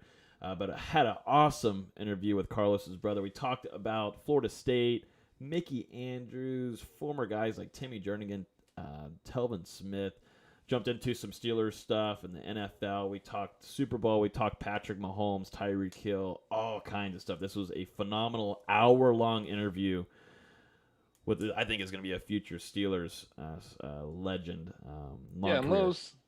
Los was saying that Vince wasn't going to talk that much and stuff. But, I mean, I man, said- he had I plenty said to say. Beware, He because had more than enough. Yeah. That might be the longest interview we've done. It is. It It's was over now. It was long. It was I long. just was aware of how Logan can be off the hinge. at Excuse times. me? Me I off was the worried hinge? about Dustin, Austin, or Nate. I was really Me? concerned about you. I told my wife the same thing. I'm Me? concerned about Logan. Yeah, You because did tell Nate to behave, though. you did tell Nate to behave last night. Yeah, It's because it's protocol, Nate. It's just set an argument. I want to spark a little fire. Come on now. yeah, man. I mean, I had to be professional. Yeah. So, You know, I wanted to have a couple arguments. I had a couple times where I wanted to, give my thoughts, but hey, I'm glad you. that's what we have you and me here for now. Yeah. It was though. It was really Yeah. awesome. I mean, getting him on. I mean, like he said, he doesn't. He's his football mind is really for himself in the game. So to have him come on and really give us a piece of it was really awesome, man. Me and him talk football all the time, but to share it with us and our listeners is pretty cool. Absolutely awesome. That interview is going to be here in just a little bit after we run through the hot hitters of football this week. There's a little bit to talk about. As always, you can listen to this podcast on iTunes, Google Play, YouTube, Spotify. If you're on our YouTube, hit that subscribe button, hit that like button. I would definitely appreciate it. At the top here is Nate Greer, our lead recruiting insider. Beside him is Dustin Lewis, our lead writer and editor. Both those guys had a busy week with National Signing Day coming up. Karlos Williams, 2013 national champion, always with us. Austin Veazey, our lead basketball writer. He's crying because there's no basketball. 3 games. Yeah, I have post- not had a busy week. Yeah, he's been sad that he's been relaxed. But yeah, let's jump right into it since that was an hour-long podcast or interview with Vince. We'll jump you into that here in a few. Destin Hill, big-time National Signing Day situation. 4-star wide receiver out of Louisiana, picks the Seminoles. This is something that has been in the works for a while. It seems like he was almost a silent commit, Nate. Obviously, playmaker, fast, has great hands, red zone threat. Probably going to make an impact early in his career at Florida State. Nate and Dustin, y'all go at it with them. Destin Hill is a Seminole, finally. Yeah, I mean, has there been like a recruitment of a top flight guy recently that's quiet? Lately a lot of these guys are all over social media. He just kept to himself. We talked about Florida State and their chances with him almost a year ago. After he made that first visit last January, it kind of emerged then that Florida State was going to be a legit landing spot for him, and then things picked up pretty rapidly. But with Destin, they they get a guy who I compare to Jamar Chase, the former LSU receiver, kind of the same body, same kind of style of play. One thing with Destin is that he has legit speed, but he's also as quick as he is fast. He catches with his hands. He makes the contested catch. He's quick off the line. He can beat you on a deep route. He can beat you. He has the ability to run routes. I think we talked about it a couple weeks ago about Kenny Shaw. He was on a different level, and not a lot of guys have that advancement on the route running. And yes, Destin can work on that kind of stuff, but he's pretty advanced as a route runner. My opinion. He's pretty fluent. I agree. I think he's pretty fluent as a route runner. Yes. I think that there are not 19 wide receivers better than him in this class. I think that he's underrated as a player, and I think he looked even better as a senior. He had a huge junior year where he had a touchdown on 1 every 4 catches, and he was even better this year. He's a threat on special teams. Again, talk about the versatility, multi-threat guy. I really expect him to come in and play right away for Florida State. Massive signing for Florida State. Yeah, I mean, you pretty much nailed it. I think Dustin is going to come in and make an instant impact in FSU's wide receiving corps. He's an extremely tough player. And I mean, just watching him on film, some of the things that really jumped out to me are just his burst. I mean, he's just pulling. You watch some guys on film and they're fast, but when you watch him on film, he's just pulling away from everybody as soon as he catches the ball. I mean, he's just so quick. And then we said it. Go ahead.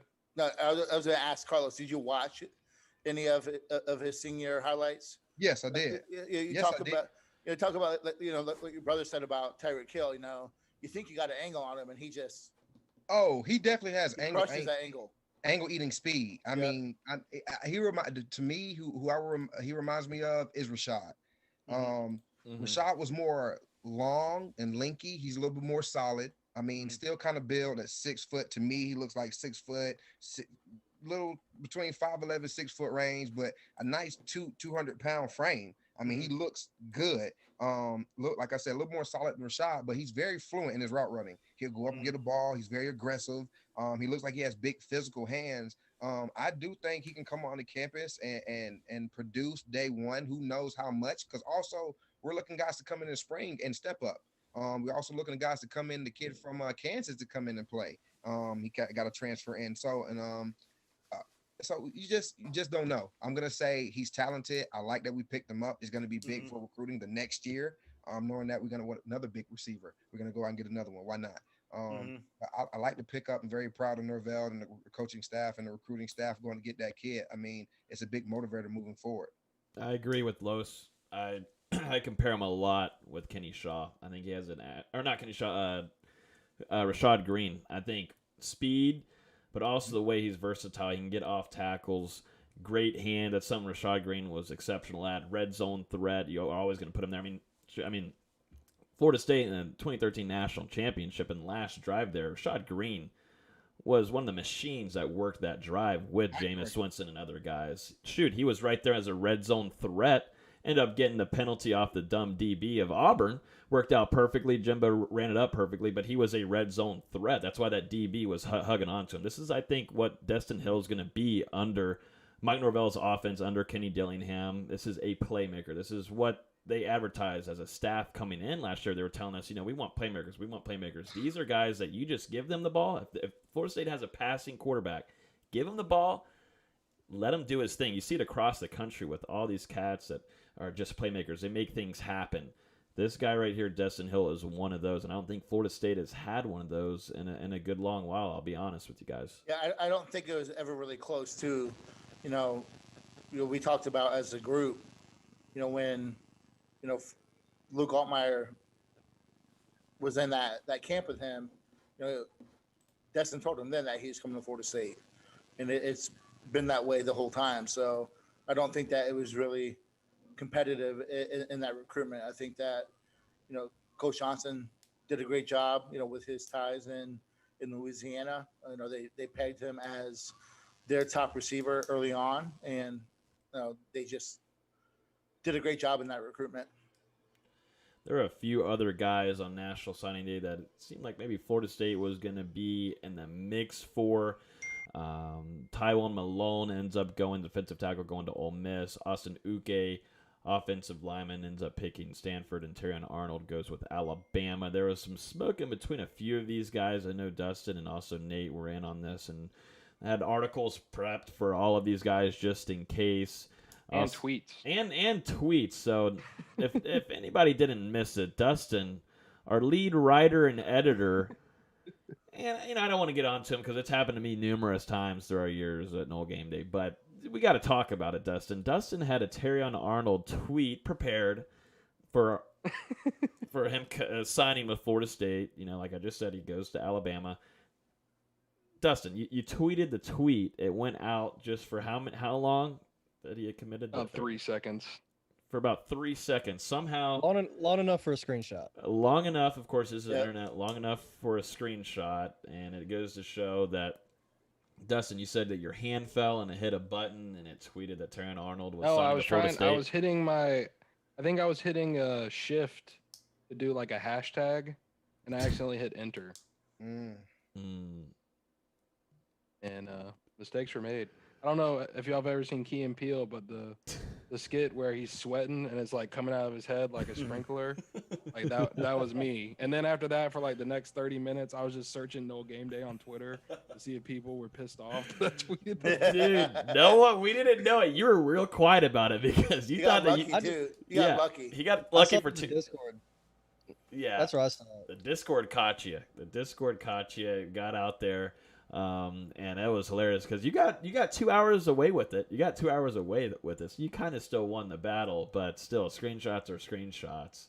And I was embarrassed. But look, I mean, that's not the worst thing that's been tweeted on NoleGameday. That is true. That is true. There were some little dead cat bounce, whatever you want to call it, some little, false hope that, maybe Arnold would shock the world and choose Florida State on Wednesday, but I'll tell you what, man, Alabama's going to find a way, whether they're full or not. If they want someone, they're going to find a way to fit them in that class. Oh yeah, of course. And I know some people are upset that here you go, another guy that is from Tallahassee that didn't choose Florida State. Florida State did a solid job recruiting Terrion Arnold. He was there a lot before COVID. I mean, shit. I mean, he watched the Super Bowl there last year. I think that week he visited Florida State 3 times. So he gave them a legit shot, and they worked their tail off for him. It just didn't work out. In my opinion, when you have a kid that lives in a city, it's kind of hard to want to go to school in that city. I mean, let's look. Okay, can we do a history or background on how many kids have come to Florida State out of Tallahassee and been successful? I'm about Tallahassee, the area. An area. Let's go to area. Like, been successful. That stayed here. Yeah, the last guy, maybe Nigel Bradham. It might end up being Gainer. Yeah. Okay. Just think about it. It's been a while. Mm-hmm. It's been a while. Mm-hmm. Yeah. It's been a while. So I mean, it's kind of. Do I want to stay here? No. I mean, it's appealing because it's Florida State. It's always going to appeal. But, I mean, sometimes you want to get out and see a different part of the country. You want to see something else. I mean, and why not go to Bama to a winning program right now? Not saying that if I was a kid, I wouldn't choose Florida State if it's a top school, if it's not my favorite or whatever. But I'm saying for a kid that's lived here all his life, maybe he wants to see something different. Yeah, I got to go into my visits, and maybe Tuscaloosa has something that I just like there. I want to be there. It's close enough home, but it's further enough away that I'm away from home field. And a lot of kids want to experience that these days. Los, it's kind of like my situation and also Dustin's situation. We lived here our whole life, and we are more appealed to doing academics than football. So that's the kind of thought process that we went through, and have excelled in academics. Didn't feel like football was a route for us. So I could kind of relate that to a few guys, right? Let me tell you how much I excelled in academics. Seventh year senior. I remember I graduated Super senior. 9 months ago. I got my medical red shirt and everything. Wow. Medical, gray, red shirts of every color practically that they can give you in the NCAA. They made up a rainbow shirt. Florida State went up. Florida State went up to the last minute with Malone. Man, they tried to really get him in the class. So Did we have any surprise commits? Were we surprised by anybody that committed to us that we didn't think we were gonna get? There was only one. We only got one. Yeah, only one signing. That was it. But Tribe 21's over. Well, yep. Technically, practically, Tribe 21's over. Final thoughts? There'll be one spot left. Not final thoughts, but thoughts on the class. You ended number 22 in the country. Number 22 is 17 kids. What's the most impressive group? And I'll tell you mine right now. Is the D line. Defensive line. Yeah. Yeah. Yep. Hey, listen, that defensive, man, end to end can be scary if they come to play football, man. I mean, if they get in there, hit the playbook, hit the weight room, hit the track, hit the field, hit the turf, whatever you got to hit. If they hit it hard, man, and they go after it, that can be a scary group, not only just for the starting group, but for the guys that play behind them. Mm-hmm. You've got so much depth and talent there.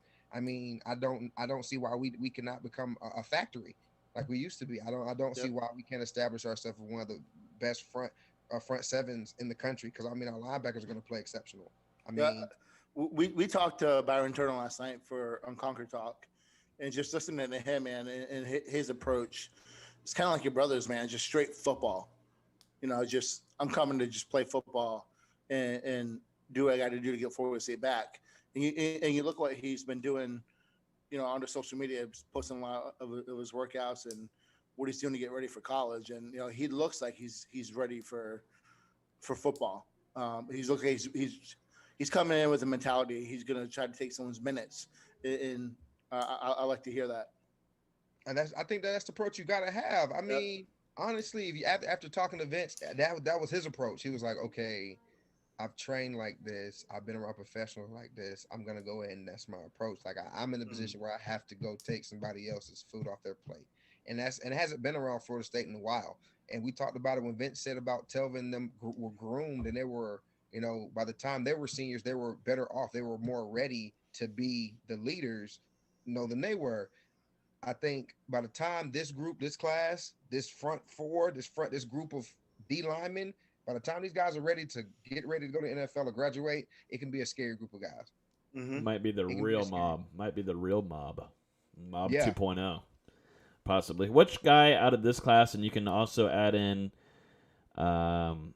transfers too, which two guys, you could do a transfer and a recruit. Which two guys are you picking to have that you're most excited for? It can be the most impact, blah, blah, blah, but which guy excites you the most out of this list of guys? So I'm going to say this, and it's probably going to start an argument with Karlos, but let me Nothing new. Lead off with, I'm not saying that he will, but I think Destin Hill is going to have a very Rashad-like career at Florida State. Not saying that he breaks his records, not saying, that it's definite. You never know how things are going to unfold. But when you look at Destin Hill coming in, I think he's going to have a great career at Florida State. I think that he can be very similar to what Rashad was in his time at Florida State. And when you look at the transfer guys, we talked about Milton and Johnson, and that's what I'm gonna go with. It's kind of a tie between, Milton and what he can do at quarterback, and bringing a pass rusher who was, super effective in limited snaps at Georgia. So, I think that there's a lot to be excited about. I agree. When you talk about the class wise of recruits coming out of high school, I agree. Hill can definitely have that Rashad-like impact. There's no argument there. I think if he comes in and he's given the opportunity and he takes the opportunity, man, I believe. Is he going to work as hard as Rashad though? Yeah. You have to, because there's nobody that work. Think about go look at that roster in 2011 when we got here. Look at that roster. Look at that fall roster. Burt Reed was on, man. There's a lot of guys on that roster, man. So if he comes in and put the work, I think he's he's Rashad like. Transfer wise, defensively, I want to see Robinson. I want to see where they plug and play him, how well he fits in, and if he brings that South Carolina mentality down here, because they're known for having, tremendous safeties. Offensively, I want to see Williams. I want to bring that SEC attitude down here. You had it last year with Corbin, and then you had Webb come in. You had Little Nine come in. You had a bunch of backfield, but you're coming in. They wouldn't have brought another back if they didn't need another back. Put it that way. I mean, you got guys that's in the rotation that should be getting reps now. Douglas is still there, 22. Other guys that should be getting carries, but you're bringing SEC talent, quality back like this. He's coming in to get touches. I want to see what he's going to do and how Norvell's going to use him in the downhill run game. Yeah, I think obviously Hill's going to get talked about enough and what he can provide. But getting him and then as well, Andrew Parchment from Kansas, that wide receiver room needed a huge boost. Losing Terry and a lot of unproven guys. We all really like Keyshawn Helton and Ontario Wilson and so on and so forth, Brian Robinson. But to get a guy that's proven it at a Division I level, yeah, it's Kansas, whatever. He still has production, and they need that. So I think pairing those two, yeah, we can talk about Milton. Everyone's going to talk about Milton. But getting guys to throw to is important. Yeah, and if I was trying to go away from Destin Hill to pick a recruit that I'm excited to see next season, I would probably go with Rod Orr, just because we've really seen what Coach Atkins is starting to do with this offensive line. I mean, even last year, he brought Robert Scott in, developed him enough to turn him into a starting right tackle for Florida State for a couple games last year. Freshman All-American. Yeah, that's right. Freshman All-American. I think he was a all ACC freshman as well. And, I think Rod Orr could go along a similar timeline as him, and we'll just have to see. And then transfer-wise, I would probably say Jermaine Johnson as well, just because I think we said it on Monday night, Nate. Florida State had 8 sacks all of last season, and Jermaine Johnson had, I think it was 7. So just getting a guy that can come in and rush the passer like that, it's not only going to help out the defensive line, it's going to help out the defensive backs as well. So I'm excited to see him. For me, I'm going to go along with the transfer with Dustin. Jermaine Johnson, absolutely big get for Florida State. You got to bring in a pass rusher. It was a surprise nationally for them to grab him. I think he's going to have upwards of 9 sacks this year, which would be a huge improvement than what we saw last year as a productive. More than the whole team. Yeah, it would be a huge upgrade, obviously. And I think he's going to have a big play and certain packages, and he's going to get after that quarterback. And it really depends on who they're going to set on the other side. If it's going to be Keir Thomas, do they throw a gainer on the other side? I think this D-line unit is going to be pretty interesting to watch it build. It's going to take a little while, but we're seeing some younger talent coming in. But Jermaine Johnson's going to be a veteran guy that has SEC experience. He's got JUCO. He's a number 1 JUCO guy coming out of there in his class. Played at Georgia. That ain't no sissy school. He's played against good competition. Jermaine Johnson will make an impact in that Notre Dame game. To me, as a true freshman coming in, one of the young ones, I watched a lot of highlights of him throughout the last couple of year and a half, and it's going to be Joshua Farmer. So y'all were talking about the defensive line earlier, and this guy is practically close, native guy to Tallahassee, nearby in the area. This guy is quick. He's fast. Coached by Corey Fuller. Yeah, he's worked his tail off. He's up to 260. Like a cat. I know how Logan feels about weight. A guy that I love weight. Yeah, we know how Logan feels about guys gaining weight. Yeah, well, 2 years ago he was like 215, 220. So the body transformation and the ability to put on great weight and also get better as a player. I mean, his progression has been pretty significant. Yeah, it's been very nice to watch, like I said, him working out. I think he's kind of probably like my sleeper pick. There's a lot of guys that obviously excite me, but if I was going to pick like a sleeper guy that I think is going to have a successful career just from his mindset and how I know that, listening to his coach talk and posting videos of him working his tail off, I think Joshua Farmer is a guy that I'm excited just to see on campus, and he's been on campus for a few months now. So he's under Coach Storms, and like Nate said, he's put on some pounds. So Joshua Farmer give it to me, and I love his name. And not to be redundant, and I think Karlos kind of said it too. Again, we had him on the podcast right before he enrolled. Just the mentality, man. The mentality of I was just coming in to play football. That's all I care about, and also the fan in him wanting to help direct the program back in the right direction. So, just that mentality is going to pay off. Absolutely. It's different than what's been there. It's a different mentality. And I know, Vince said it a couple times when he was talking to us about how, Florida State got away from a certain kind of player. And I think some of these guys in this class kind of fit that old school mentality that, Florida State used to, traditionally go after. Mm-hmm. I agree with you 100%. So before we move on from recruiting, got a question for you real quick, Nate. Obviously you look back at this 2021 recruiting cycle, there's been a couple disappointments for Florida State. Luke Altmaier going to Ole Miss, Brandon Jennings ending up at, what was it? I think he ended Maryland. up at Maryland. And then, obviously no one really expected Terrion Arnold to pick Florida State yesterday, but throughout his recruitment, just Florida State kind of losing out on him and not even really having a chance. So there's been a couple disappointing decisions that didn't go in FSU's favor. Mm-hmm. Who is one player that you would have really liked to see end up in Tribe 21 that did not? I gotta go Luke, man. I just think that kid's head is in the right spot as a quarterback. Just because he signed with Ole Miss, I still think that he was a very good scheme fit for what the offense likes to do. He played in the same kind of offense all 4 years in high school. His coaches spent a lot of time in Coach Norvell when he was at Memphis to learn that system. So, he has 4 years experience in it and is used to it. Yes, it's different in college, the speed of the game, all that kind of stuff. But he's used to that system, used to the play calls. The guy as a leader, what he was doing, with this Tribe 21 class, and he was one of the unquestioned leaders of the class. So, the team takes on the mentality of your quarterback, which one thing is what excites me about Mackenzie Melton. But look at the future of the program. It would have been interesting to see how things unfold with him at quarterback.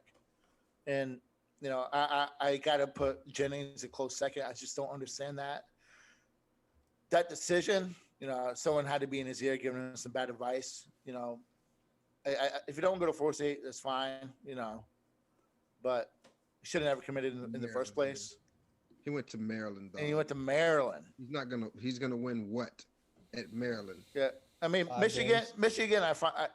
Okay, but Maryland. You gonna go get your feet toe up wearing Under Armour? Let me read this off again. Maryland. What'd you say, Los? You gotta get your feet. Yeah, go wear Under Armours you want to, son. Under Armour shoes are horrible. Yeah, get those feet tore up you want to. Yeah. But Maryland head coach Mike Locksley, career record 8-43. You went to bro? Okay, hey, That's real. 8-43. That is real. That seems fake. Mike Makes Locksley. no sense. Mike Locksley is the prime example of the Saban rehab program. I repeat, Maryland is violating recruiting rules. If he's 8 and what? 43. He's getting top recruits in the country. I guess he's 6-17 at Maryland. So before that, he was 2-26. Yes. Wow. Was he a head coach before? Fried chicken bags up there. Was it New Mexico? New Mexico. Oh my God. Check Maryland McDonald's around campus. They're putting dollars in the bags. I feel like up there it's like a White Castle or something. It's not But McDonald's. for me, Luke is number one. I would have to put Jennings number two because of the sheer need that FSU needed with him, and just the ties, the legacy, and Maryland. I get Ole Miss. You know what I'm saying? I get Ole Miss, SEC football. You know what I'm saying? You can have Home a great State. year. You can come up and have a great year. You could have a decent year in the East, but you went to Maryland, bro. Hell, I even understand going to Miami and play with your brother. Yeah, Maryland. but I really don't understand what benefit is the quality of degree really prestigious? Is it really good? Solid. Okay. But it's like I know like we used to train with James Ferrier and he went to Virginia. It was funny because you went to Virginia. Virginia's a different animal, you know. But Virginia's like academically is a very prestigious school for the ACC. Like it's a very good. But Florida State's number 19 in the country now. You know. Yeah. There's nothing to turn your head up. That's right. I was just like, but the kid committed to Maryland over. Well, over under 2 years, he's in the portal. Under. Next summer. He's in there next summer. You don't like to see that kind of stuff. Okay. Here's my whole thing about the portal.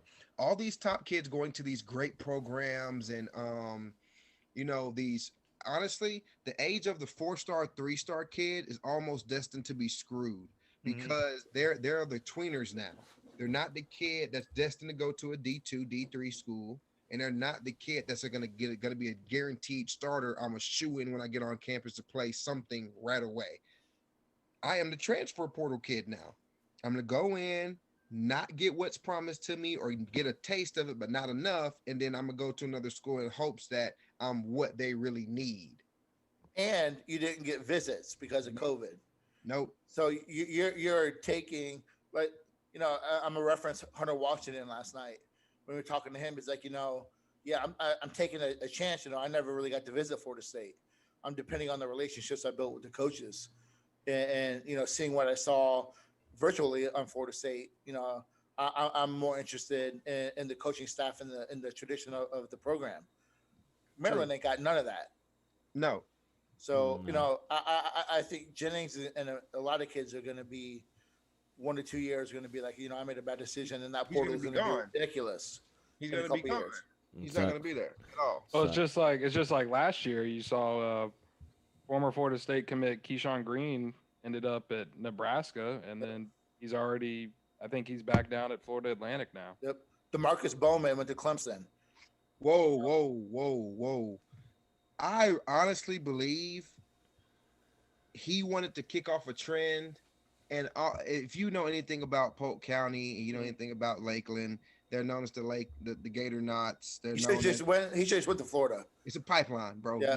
You don't play running back at Florida. At Lakeland and don't go to Florida. Yeah. Like, you know what I'm saying? It's not what you do. Like, you just don't be one of the best running backs in the state, if not in the country, and you played at Lakeland. Yeah. You should have just went. Yeah. You're royalty. That's what you do. This just happens that way. So, I mean, he went to Clemson. I mean, he got butt hurt because you're not going to play over ETN.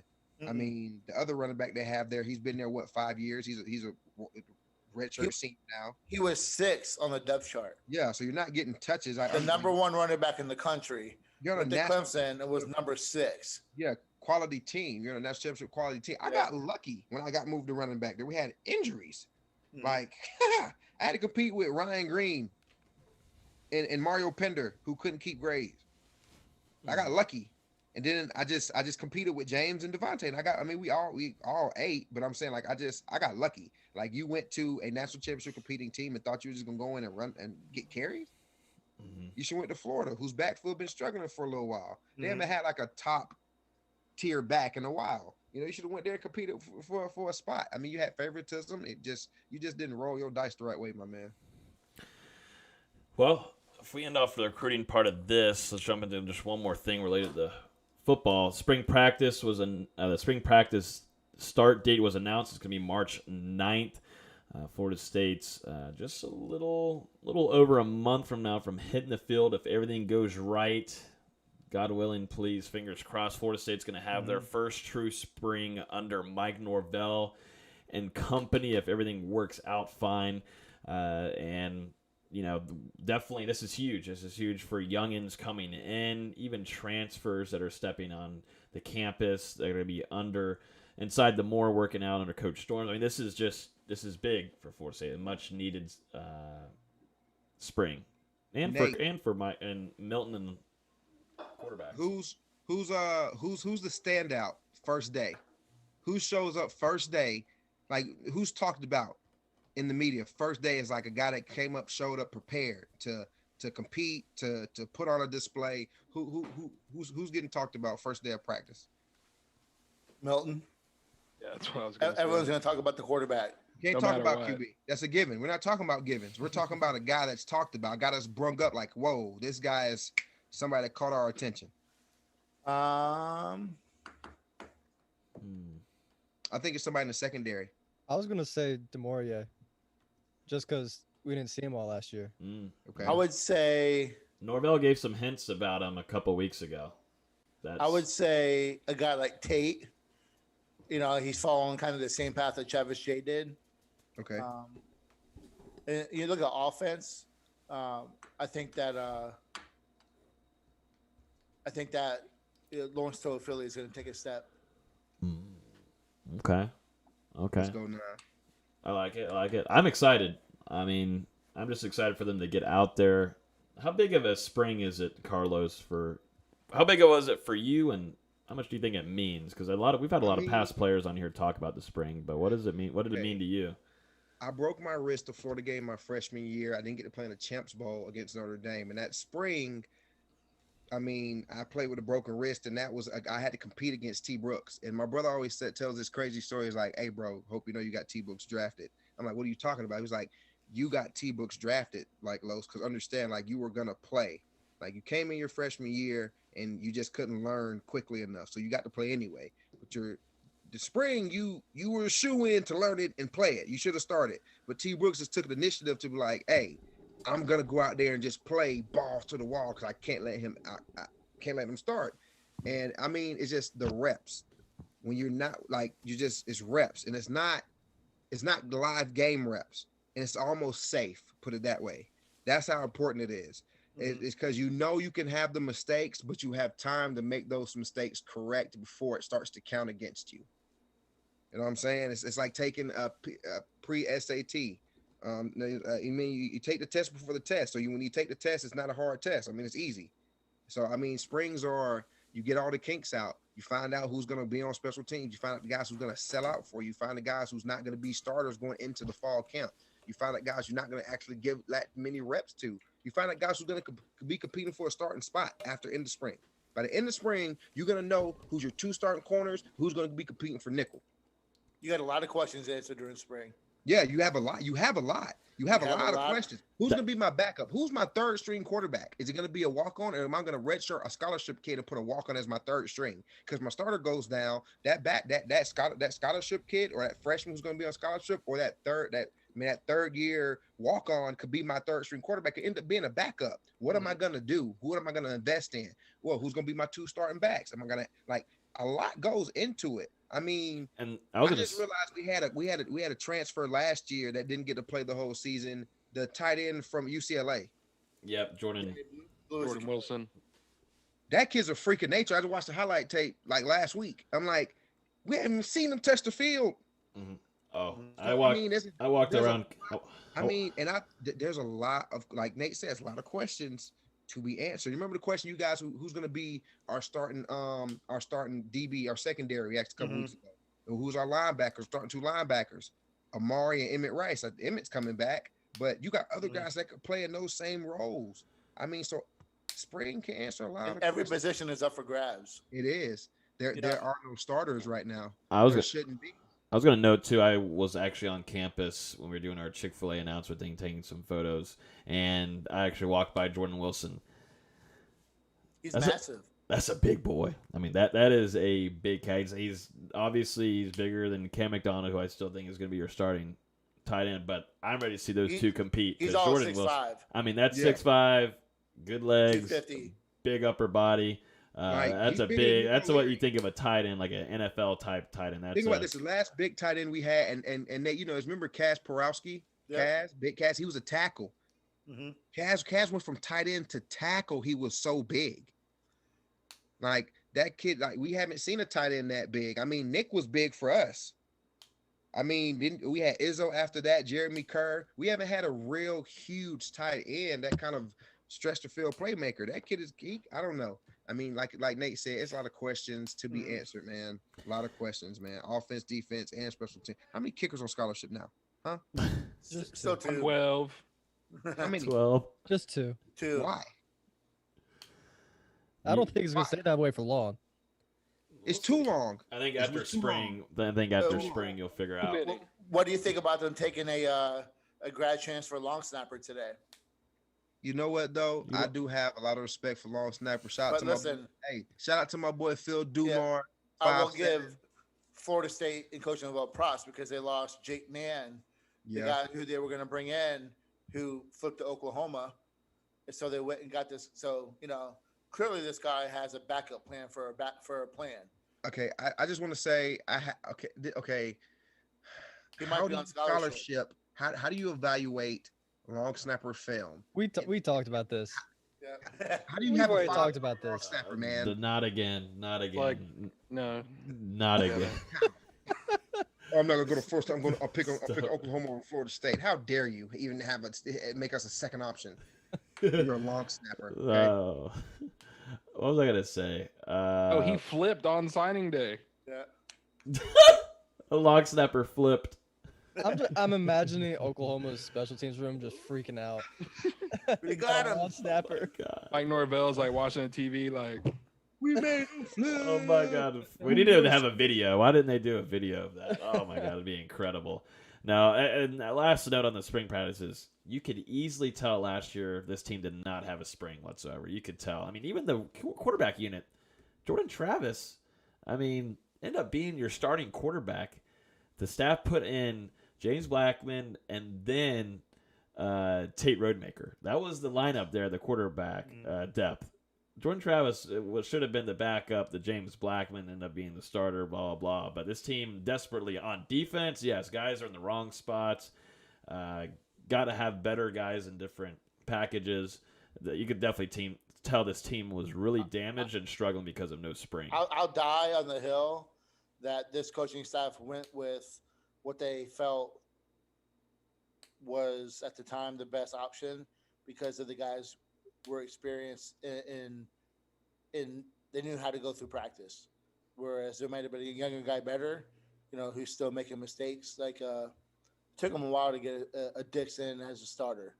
I think if you see a spring, he was an early enrollee. I think he's playing a lot more minutes a lot earlier in the season. So this is good. It's major for FSU. I'm gonna answer Take that a question step back. right now. He's not playing over Amari. He's not playing over Rice. He shouldn't. Not in coverage. Not in coverage. Who he covers better? we just need him to play over Leonard Warner. Oh, he shouldn't even touch the grass. Warner came back as a Fox, so He shouldn't even touch the grass. He should play the bench. Well, he's on special teams though. Come on. Had last year. Okay, Started on that's special cool. teams. Day, That's you great. take all day, run down that wedge bus all day, but don't be out there busting coverage. go be a wedge breaker. And I'm just being honest though. Y'all should have asked Vince though. Why you think he said he stopped watching for a reason? He's honestly, Vince is a real defensive guy. I became an offensive guy when I moved to offense, but he stopped watching. It's really hard to watch defense when linebackers don't drop and they dump balls right over your head. Like it'll make you want to. It's bad. Mm-hmm. The drop is one of the fundamentals of linebacker. Yes. And Run. Don't even have it. You read ball on the line, off the line. Yep. That's easy. Get to this spot. You practice it 500 times. Get to this spot. Why you're not getting to this spot? Because you don't either understand or you can't do it. No, it's one of those two. And honestly, we haven't had him being a linebacker, it put a lot of things in perspective. It's take a lot of pride in that position. And the reason why I asked him about Pittsburgh as well, being other pride in other positions, is that at Florida State, what do you guys think is a prideful position that we have? What's the position that we hold to the whole damn defense? The whole defense. Okay. You think it's different than offense? I think so, yeah. You got the best cornerback of all time. At DBU, you have the best college linebacker of all time in Shade Tree. And no one's going to sit there and argue with me about that. I'll argue for 4 days about that. And then what they've done on D-line. I think that entire defense is considered, traditionally elite and producing great talent. So for me, I don't think you can really choose one position over the other on defense. Okay. Thank you, Mickey. I think they've been traditionally better on defense. They've had a lot of just monsters on offense. But when you put together a top 10 of Florida State players of all time, I would say that 60% of that's defense. 70. 70. I'm gonna go 70. I'm gonna go 70. I can easily name seven defensive players that I will put in my top 10. I can only name 3 offensive guys I will put in my top 10 of Florida State all time. Maybe we make a segment about it next week. Maybe we make a segment. Let's do that next week. I'm serious. I got 4 offensive guys right now. Yeah, me too. Yeah, we'll keep it to ourselves then. We'll make a segment. We'll make the people have to wait for it. Make them have to wait for it. I'm not basing mine off of just strictly stat book. No, I think that top 10 is going to be heavily debated because there's like 15, 18 guys that could possibly be in that top 10 in Florida State history. No. Yes. There's going to be a lot of runner-ups. Yeah. We'll see who they are. That's gonna be a good one. It'll be entertaining next week. I'm not gonna get into it now, but you're gonna put a Fred Biletnikoff in your top 10? No. I'm not either. Why? But you know why? Stop it. Okay. At least you got to watch. So we see where the list is gonna be though. You know what I'm saying? Damn. We see where the list is gonna be because honestly, if we're gonna do a top 10 of all time, of course Fred. I mean, he's a founding father of the position. Like he's like. In Franklin, Mount Rushmore. Come on, know what I'm saying? But if we're gonna be realistic, people are gonna talk about relevancy. We're gonna talk about in our lifetime what we see, what we physically can see right now. I mean, yes, we're gonna talk about relevancy. So we got a good feel where we're gonna come from. This also might be something we can ask our next guest.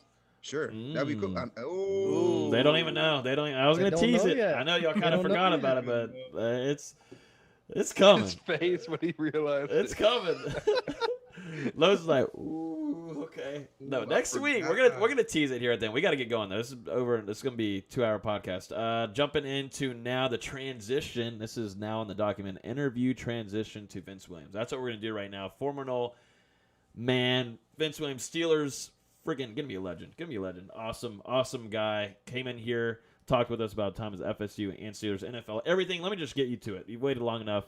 Here's Vince Williams. And we're back now after the Vince Williams interview. We're going to jump into basketball to end off the podcast. Austin, 3 games postponed, kind of almost out of nowhere. We're all looking forward to watching some basketball earlier in the week on Tuesday. That didn't end up happening. What's the latest with that? What's going on?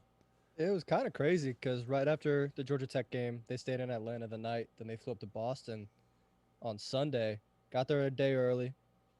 Got used to the weather because, in Boston, it's 10 inches of snow right now. Trying to get used to the weather, get used to practicing. Then, Boston College's coach is saying, hey, we really don't want to play this game because Boston College had 4 healthy scholarship players. But because they had enough walk-ons to play, ACC's like, oh, yeah, you're playing this game. What are you talking about?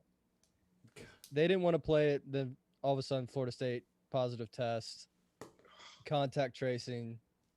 They sabotaged us. It sucks. It so sucks.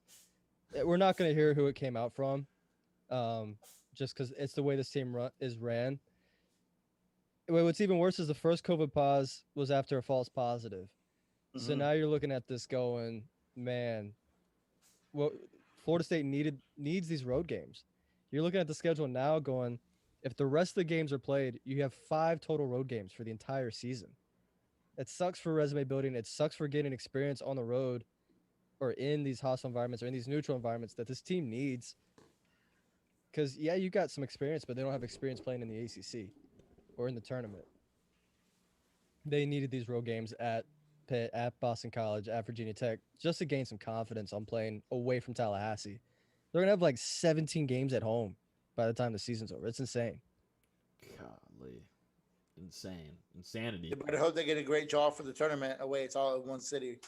Yeah, at least it's all in Indy. Yep. And at least with the ACC tournament, which they're saying is going to happen, and I'm going to stand here every single week vehemently and say it should not happen. It should not. It shouldn't happen. ACC tournament should not happen. Austin, who right now? Who's your ACC champion? You're asking me. No one knows. ACC is so bad. Virginia Tech just beat Virginia, then lost to Pitt by 10. It sucks, man. You have maybe 3 tournament teams right now with tournament resumes in Florida State, Virginia, and Virginia Tech. Can I ask though why? Okay, I think Carolina makes it. I'm asking I don't about. know. They just lost to Clemson. What? Why is ACC basketball down right now? Part of it is we're seeing more one and dones and more two and dones than in the past. You know, Okay. in the past it was just Duke and Carolina, but they could rebuild. This year with COVID, they weren't able to get the freshmen installed like they wanted to. Florida State's seeing it now. The new They're guys. having to sit and wait and play. Yeah, it's not even that they're having to sit and wait. It's just they don't know what they're doing. Carolina's used to having these insanely fast point guards that just push the tempo nonstop. I mean, even when Kobe White was there, going back to Marcus Page, Kendall Marshall, they just had guys that just pushed. They don't have that. Caleb Love's a really good ball player. He just can't push the tempo like these Carolina point guards have in the past. And with Duke, their freshmen are great, but they don't have the experience that they've had in the past. They haven't had that Grayson Allen this year. They haven't had that JJ Redick. And then with the rest of the ACC, Syracuse is a shell of its former self, and it'll be that way until Boeheim retires. Louisville, I think they're still rebuilding from the whole Patino thing. They will be for a long time. Chris Mack's he's a good coach, but I don't think he's a great coach. And I know I'm going to get flamed for saying that. Pitt, I don't love Jeff Capel. He's doing good things with Pitt this year, but he's fine. Virginia Tech and Wake Forest, still new coaches. I don't know what their plans are. NC State's going to be mid-tier for the foreseeable future, and same with Miami. And then everyone else, who cares? True. Yeah. And I think, what Austin just said is, Duke's always had that 1 or 2 guys that have stayed 3 to 4 years. And they've been, I think them and Kentucky have gotten just hammered with the one and dones. They've got Jordan Goldwire, but he sucks. He is so bad. He should not be playing games for Duke. And then after that, it's Matthew Hurt, it's his second season, and he was the 4th best freshman last year. It's just not a typical Duke team. Dustin, are you going to invite me to the next home game, or is that pretty much it? That was our one and done. Because I don't want to get COVID, so stick away from you. I don't have COVID. Just COVID outbreak, so I just stay away from everybody now. The team does. Oh my God. Speaking of the team, we should mention Anthony Polite. He was supposed to be back this weekend against Pitt, according to a couple of people I talked to. But now that we're on another delay, he should definitely be back for the next homestand, which, by the way, huge homestand for Florida State when they do come back. Wake Forest, which whatever. But then Virginia and Virginia Tech both at home. Those are big games. Invite me, Dustin. I want to go to at least one of those. Can I go to the Virginia one? I'm not gonna make a decision right now. I wanted to come down. For those 2 games, but I can't. I got other people to talk to, Logan. Yeah, us on here and that. First priority. Yeah, you're engaged. We get it. Unbelievable. I also have to give a real quick apology to Coach She don't want to go Jones. to the basketball game. I'll tell you that. She don't want to go. I have to give a real quick apology to Coach Jones for slandering Mountain Dew, and he called me out for it on Twitter today. I saw that. Did he It really? was so funny. Yeah. Coach Jones, huge Diet Mountain Dew guy. I don't know if anyone knows this. Mm-mm. As soon Why would we know that? I don't know, because I don't know if he had made that public. But as soon as I sent that tweet and he replied to it immediately, I just got so many texts and DMs from managers going, bro, you just screwed yourself on this one. What? So if nobody knows, that is practically your center coach at FSU. Yeah. Been with Legend. Coach Hamilton for 25 years, not just at Florida State, but a couple years at Miami too. Went with him to Washington at the 1.5 years he was with the Wizards, and been at Florida State ever since. Is he private? He is private. Oh my gosh! What'd he He say? is private. What'd he say? He just he said, "Easy, young fella." And your tweet said, "I'm having to explain Austin's story Yeah. because So if nobody knows." essentially, so I had KFC for lunch, Okay, and I here we ordered a go. lemonade. I You ordered a Mountain Dew lemonade. at KFC. Oh, Yeah, I ordered a lemonade, and apparently someone took my lemonade, so I was left with Mountain Dew, and it sucks. I don't drink soda. So all of a sudden I'm sitting here going, this is not lemonade, man. This is horrible. And then someone's like, oh yeah, that was my Mountain Dew. I'm like, That's then I sent a tweet out saying, how do people drink Mountain Dew? This is nasty. And immediately I get a reply from Coach Jones. Hey, I would say that. I'll just say right now, that would never happen at Chick-fil-A. They keep it nice and professional. You're going to get your drink what you selected always. Exactly. Which I shouldn't have strayed away. Yeah. But it's what my coworkers wanted, so I was like, whatever. I don't want to go out of the way. I was trying to be a good coworker. I won't be next time. It's fine. Oh, that's nice. Anything else basketball-wise that we should be aware of? Not really. Not really. Everyone's on pause right now. Everyone's trying to get healthy. Everyone's getting a couple extra workouts in, and hopefully this team comes back after COVID like they did last time. Yeah. Hopefully a little pissed off after the Georgia Tech game, too, maybe. Should be. They should be. We talked about it on the instant reaction. They should be. Mm-hmm. Well, I think that's everything for this episode. This has been jam-packed with Vince Williams' interview. Shout out to Los, too, for hooking it up with his brother. Man, I think he's going to have to come on yearly. I think that's what's just going to have to happen. See if we can get him back on here at some point, because that was awesome. It was great to hear, and I loved how his point of view, I mean, talking like some Noles that are on the same boat as him, it's hard to keep up with Florida State when they're at the state that they're at, man. It's just not entertaining, and I don't blame some of these other former Noles. It kind of pisses them off watching what's going on, but he does like the kind of way and maybe Norvell and what they're doing. So Vince Williams was awesome. Thanks as always for listening. Shout out to our friends on West Tennessee Street, the Chick-fil-A over there near campus. They got 2 locations. Go over there and say what's up. Say here the Spear sent you. Shout out to our listeners live. Hit that like button or retweet or hit the subscribe button. We're on YouTube, Google Play, Spotify. We're everywhere. So definitely appreciate everybody watching live. Had a great night. Our longest episode of the year so far. Next week, something's going down, right? Hey. I'm wearing my colors for a reason. We did it again. Yeah. That should be another fun one. We're going back to did it back with it. again. Hey, Going back to back. can we hand it? We said we got to go defensive, but we got to go to the other side. We got to Know what I'm saying? We got to get another big time dog that came through Florida State on offense and in the NFL. We got a big time guest. Don't say too much. I'm not gonna say anymore. I was about to say one more thing, but I'm stopping because it would give away. But big time guest tomorrow night, 8:30, same time. Well, not He's- tomorrow night. Not Next tomorrow week, night. next week. Thursday I night. cannot I meant do to this say tomorrow night. Too fun. Friday Need a night. break. Y'all, Friday night, y'all down? A little bit. Yeah, I know. I'll be too intoxicated, so I can't. But next Yeah. Thursday, be with us 8:30. Subscribe. Hear the Spear. Appreciate everybody listening. Y'all have a great rest of y'all's weekend. See you guys.